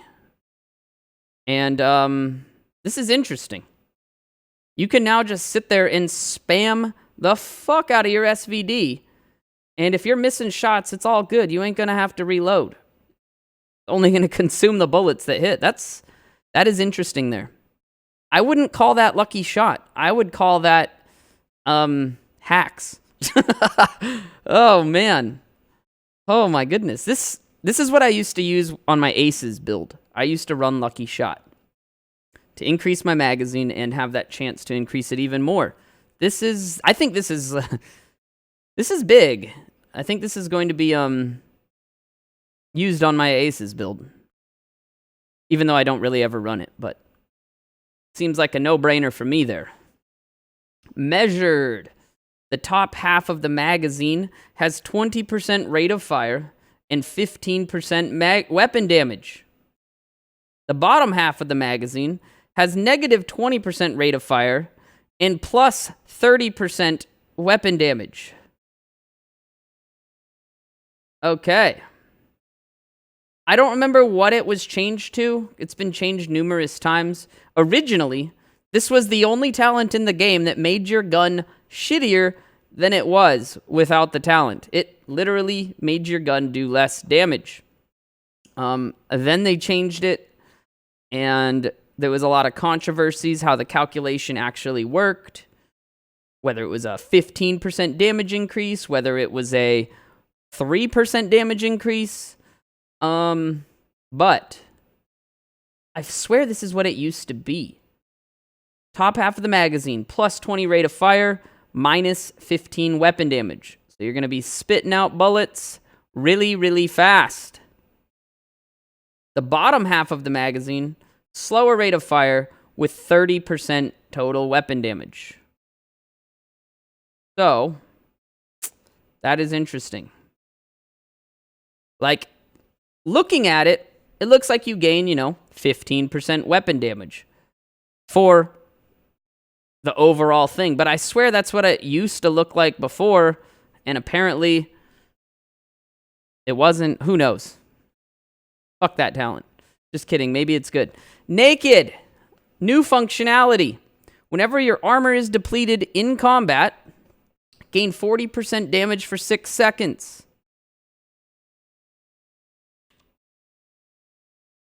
So, naked is, whenever your armor is depleted in combat, gain 40% damage for 6 seconds. That is a new functionality. That is a nerf. That is a huge nerf. Really, really big nerf. So, I used to run naked on my SVD, and I would purposely throw a grenade at my feet to deplete my armor. And then my armor would never regen because I was in combat. And it used to give me a bunch of damage, all the time. Now, it's only 6 seconds of damage. So, they call that a new functionality, but that is a nerf. I don't think people are going to be using that anymore. Nearsighted. Nearsighted is receive an 80%, up from 35% stability, at the cost of 35% optimal range. Used to be 20%. So you gain huge amounts of stability, making guns that may have, been really shitty and unfireable before, way more stable at the cost of optimal range. I don't know if that would ever be really awesome, but that's interesting. If you're not worried about long shots and you want really stable shots, that is, I guess, an option. Overwhelm. Buff. I'm overwhelmed by the buffs. Suppressing an enemy grants 10% weapon damage for 12 seconds. It used to be 5% for 10 seconds. Max stacks is 4. New stacks refresh the duration. Gross. Gross, gross, gross. I don't like it. If you suppress an enemy, that means they're hiding and you can't damage them. I don't like it. Get it out of here. Outsider, new functionality.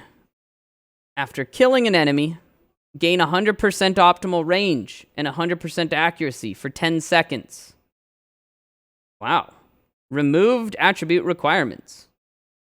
So, after you kill someone, you got crazy range and crazy accuracy.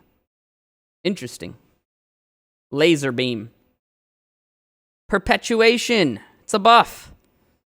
PvE was unchanged. PvP. Kills grant 50%, up from 5% skill duration. Sniper ammo, mortar ammo, and charges to the next skill used. Max stack is 2, down from 10. So if you kill someone, you get a bunch of duration and a bunch of ammo and stuff and charges. And you can stack it twice, so 100% total. Premeditated nerf. Weapon damage is increased for every shell loaded to a maximum of 20%, used to be 35. If all shells are reloaded, the weapon damage is increased by an additional 10%, down from 50%. Buff lasts 10 seconds. Nerfed big. That's a big D nerf right there. But it was pretty lame with the one-shot shotgun builds. People would just wiggle around in PvP, wiggle, wiggle, wiggle, wiggle, because it was almost impossible to kill them wiggling. And then they would come up to you and they would shoot you one time and you were dead. Pummel. 3 consecutive kills within 20 seconds, refills the magazine, and grants 40% weapon damage for 10 seconds. That seems really good for PvE. I don't know how fast you have to get the consecutive kill. Oh yeah, within 20 seconds, duh. So 3 kills within 20 seconds, refills your magazine, and grants 40% weapon damage for 10 seconds. That seems really good for PvE. PvP, no. But PvE, that's like the chatterbox minus the rate of fire on any gun. I like it. I like it. That could be really good. If you can kill 3 enemies without reloading, I think this is a good solo PvE farming type of talent.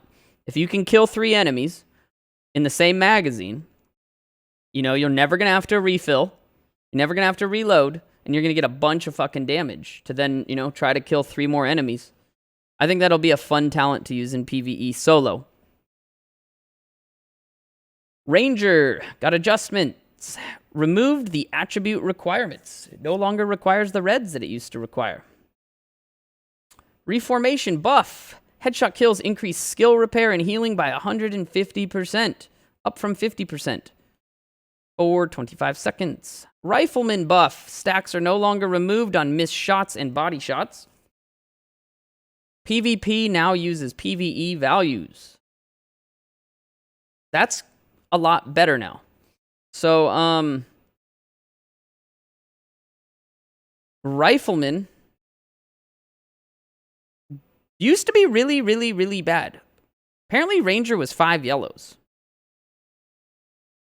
I don't remember that. Maybe they changed it. I don't remember. Maybe it was. So,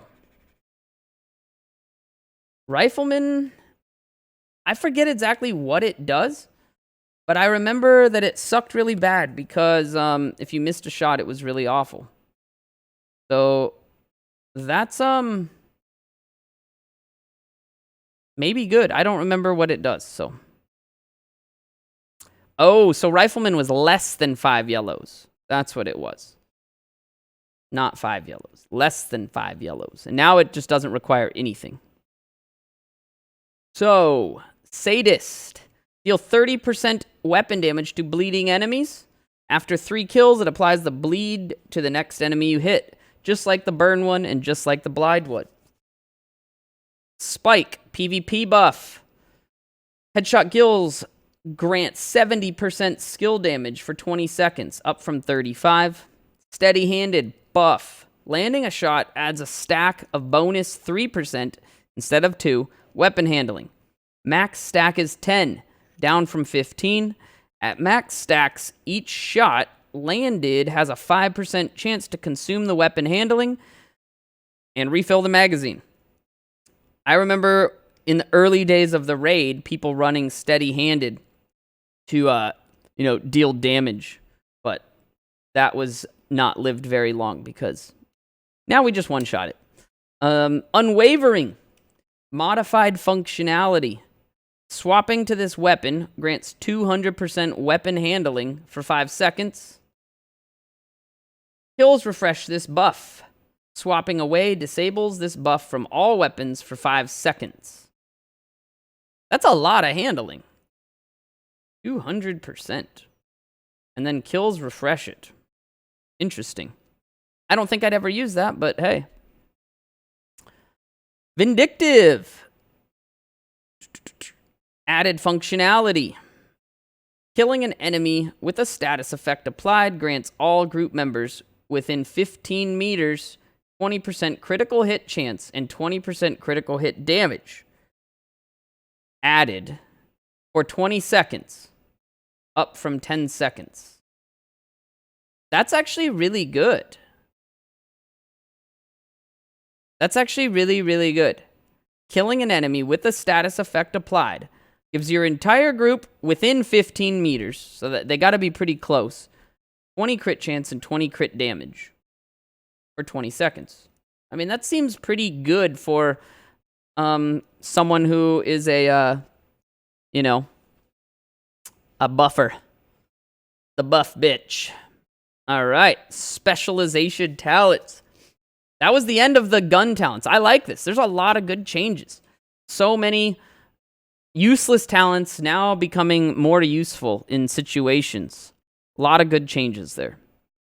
I still can't believe people are crying about their builds being nerfed. And I guess people wanted to just sit there with the same talents on their guns and damage to elites on every slot and just, I don't know, wear the same shit every day. But whatever. All right, specialization talents. All right, vital protection. New functionality. Now provides pulse resistance instead of crit resistance. Okay, so this is great news.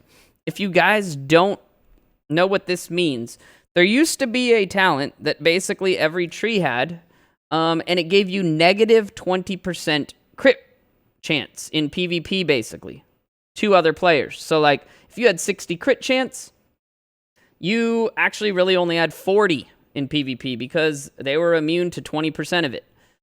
That is no longer there. Crit got a buff in PvP. This is great news. This is great news. This is going to increase time to kills.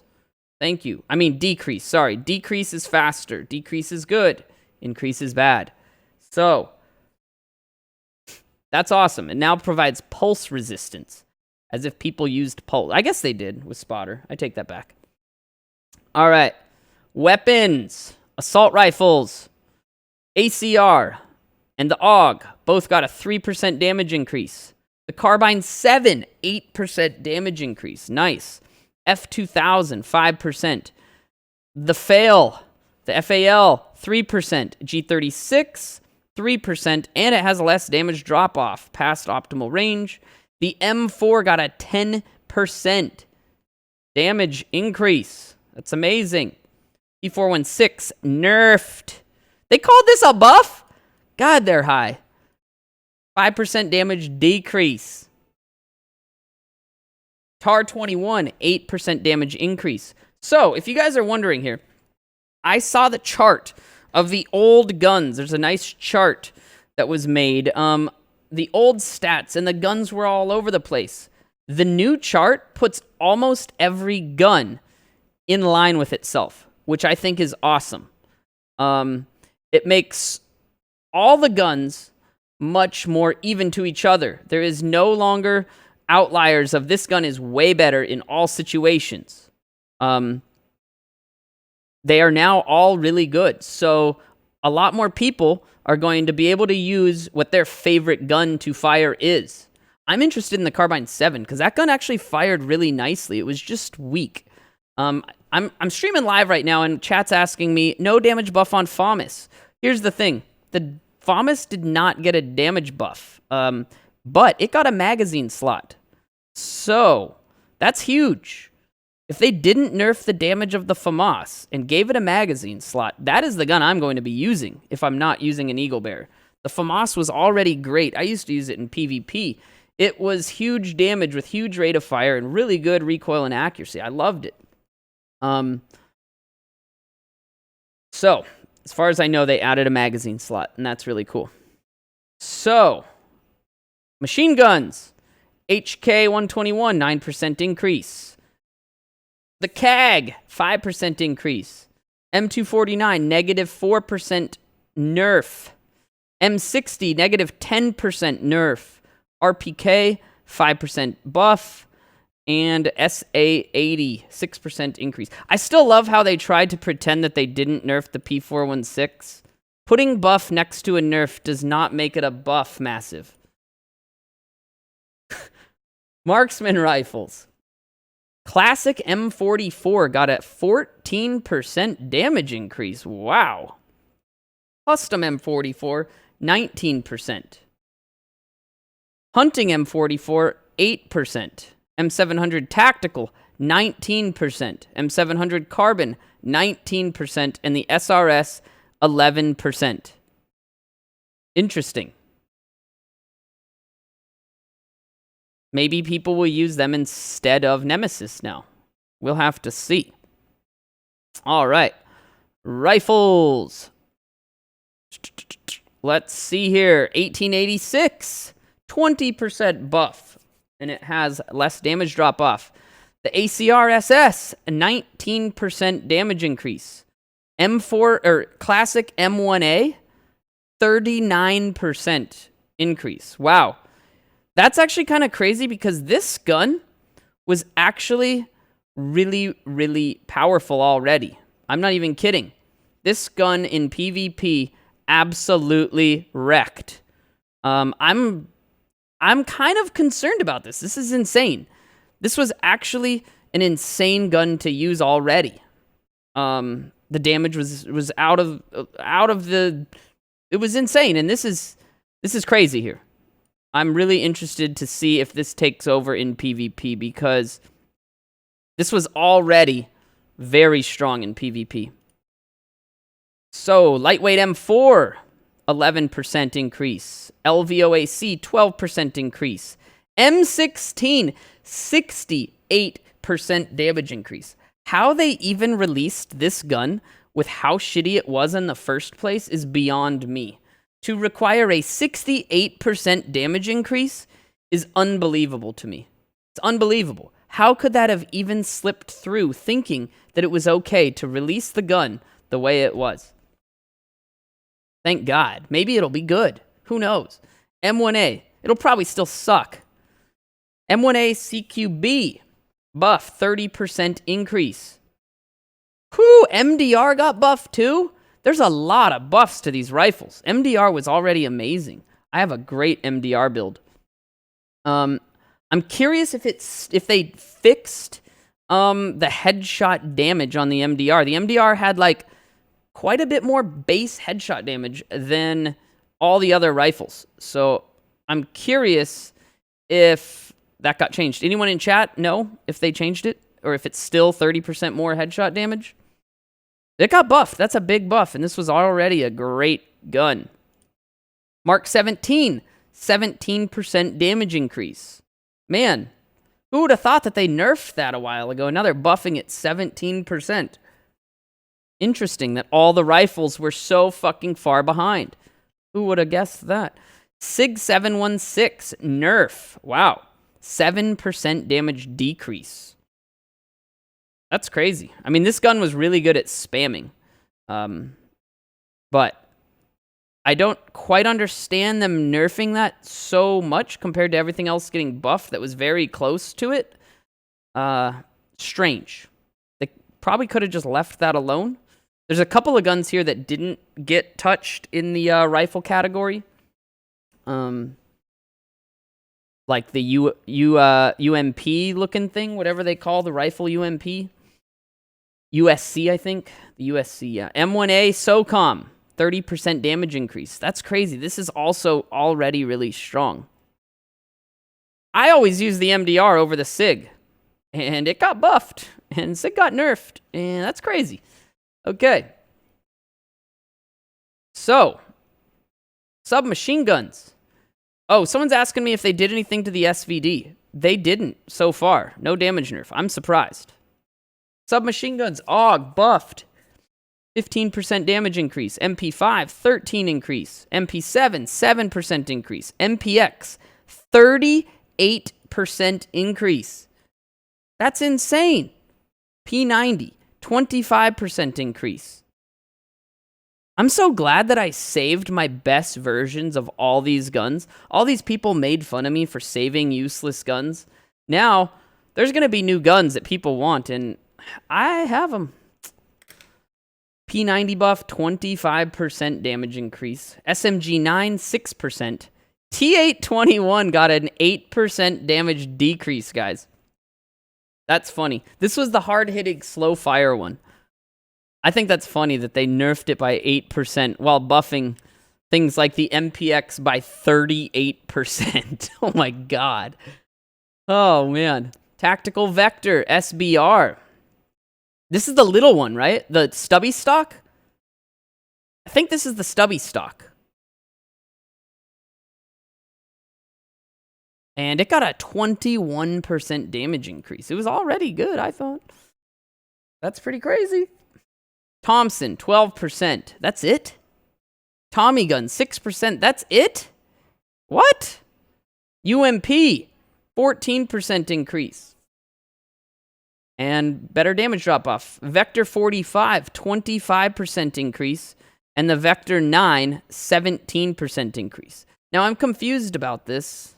Actually, no. It makes sense. I was always wondering why they had the same damage outputs. Yet one was a 9mm and one was a 45. And one had more bullets and the other one didn't. All right. Let's see here. UI. That's good. These are the changes to the guns. They didn't nerf the SVD. I'm really surprised. I thought they would.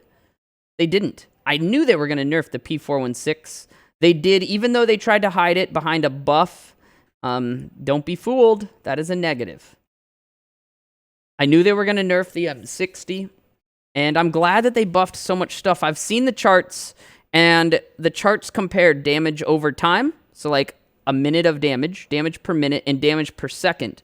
And there is so many guns so close to each other that it's going to come down, I think, a lot more to which ones have the better talents and which ones fire the way you like them better. And I think that's great. I think that's great news.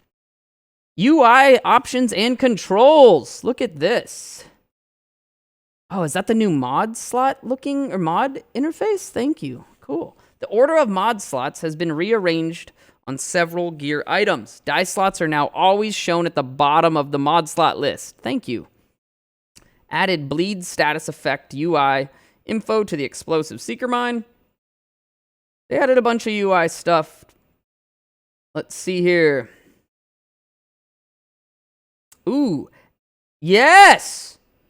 Thank you! Oh my god, this is, I didn't even think about this. I just complained about the stupid-ass cover system for years. What a great change. This is amazing, guys. Added option to take cover on long press. This is for people like me who really fucking hated getting sucked into cover when they combat roll. Yes. Yes, yes, yes.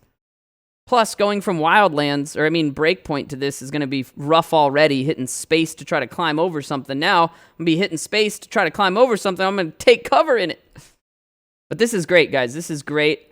This is going to help with one of my biggest complaints, which was when I wanted to combat roll, which means shit was not going good for me, it would suck me into cover, which is the opposite of what I would ever want to do in that situation. So I'm really happy with that. I like that. Grenade aim assist implemented. Interesting. Improve visual hit feedback responsiveness. Oh, here's my change I've been asking for a while. Hipfire now forces the character to walk. What a no-brainer to fix the damn chicken dance. How it took this many years for them to discover that, hey, the reason people like to run around hip-firing is because they're fast while doing it, while being able to aim, and it's hard to hit them. Now, you hip-fire like a stupid-ass chicken, you're going to be dead like a stupid-ass chicken. Thank God.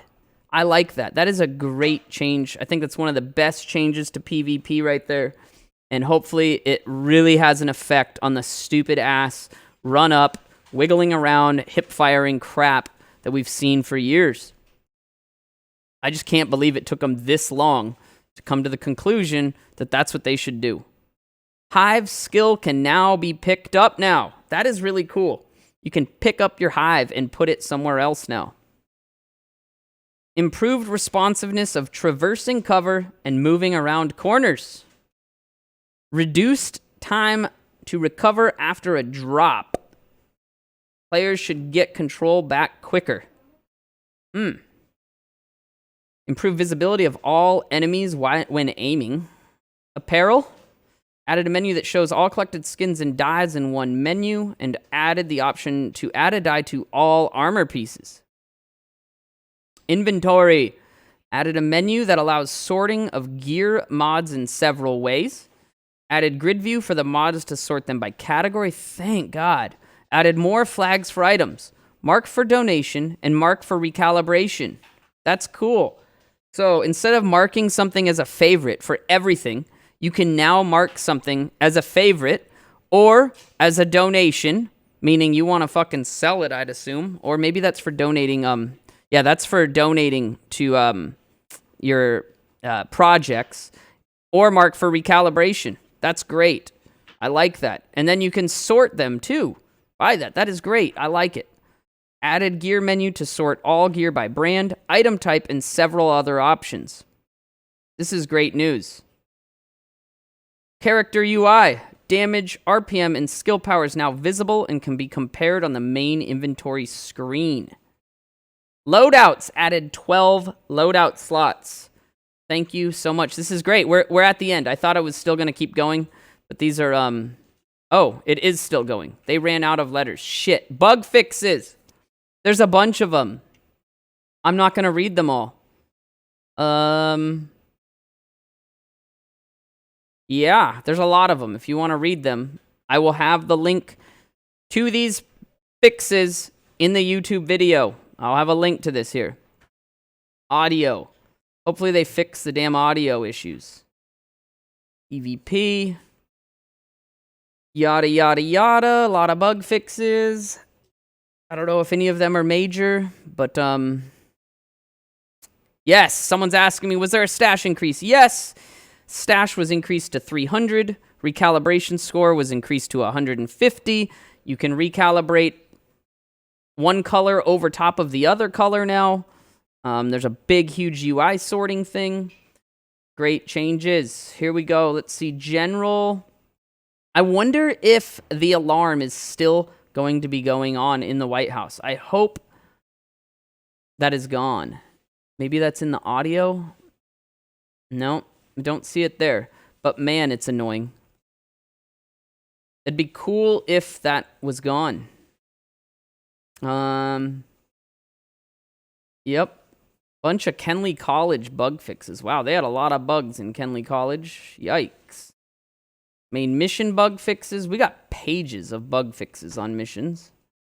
Modding, crafting, and recalibration bug fixes.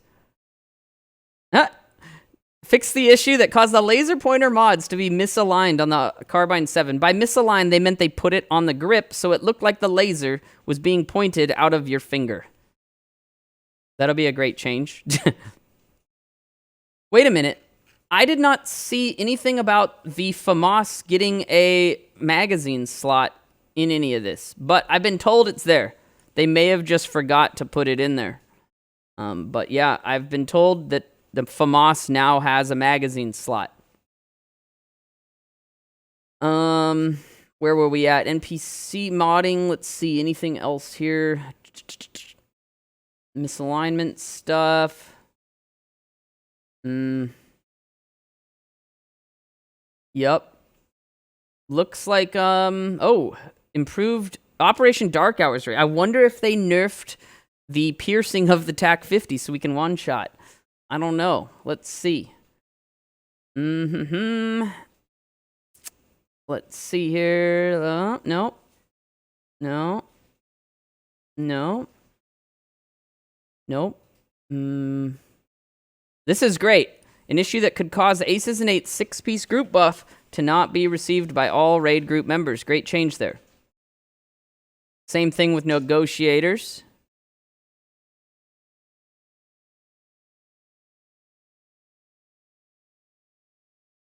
All right, well, I don't see anything to do with the piercing. I didn't try it on the PTS. I'm curious if you can still pierce in one-shot Razorback.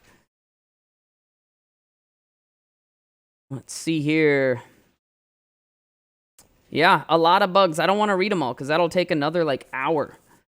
And there's a ton of bug fixes. Who would have known that there was 20 pages of bugs in the game? This is a great update. They really, really, really, really are changing a lot and fixing a lot. Yeah, it wasn't necessarily a bug piercing, but it was definitely, I would say, an unintended mechanic of doing that raid. And really the way that they could fix that would just be by moving the,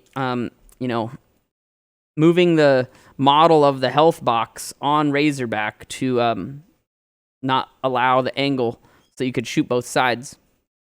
Or not allow it to pierce through Razorback. Who knows? But I don't know. Looks like we'll still be able to one-shot Razorback. They probably don't want to change it because if you can't one-shot Razorback anymore, then the leaderboards would be meaningless. I was hoping that we were going to get new leaderboards for each title update, but it doesn't look like we are. I don't see anything about that. A lot of UI fixes. Weapon and gear stuff. Scanning over. Don't really see too much. Right, here's a good one. Fixed an issue that would cause the 5- and 6-piece gear set bonus of Aces and Eights to break when it was activated while the player was under an EMP effect. That's a great bug fix right there. That was really annoying for the Aces to have to not use it while EMP happened, which would always happen after you killed the dogs. The robot dogs. Ooh, improved signature ammunition pickup when the spare ammunition is full. Good. That was annoying, especially with the grenade launcher.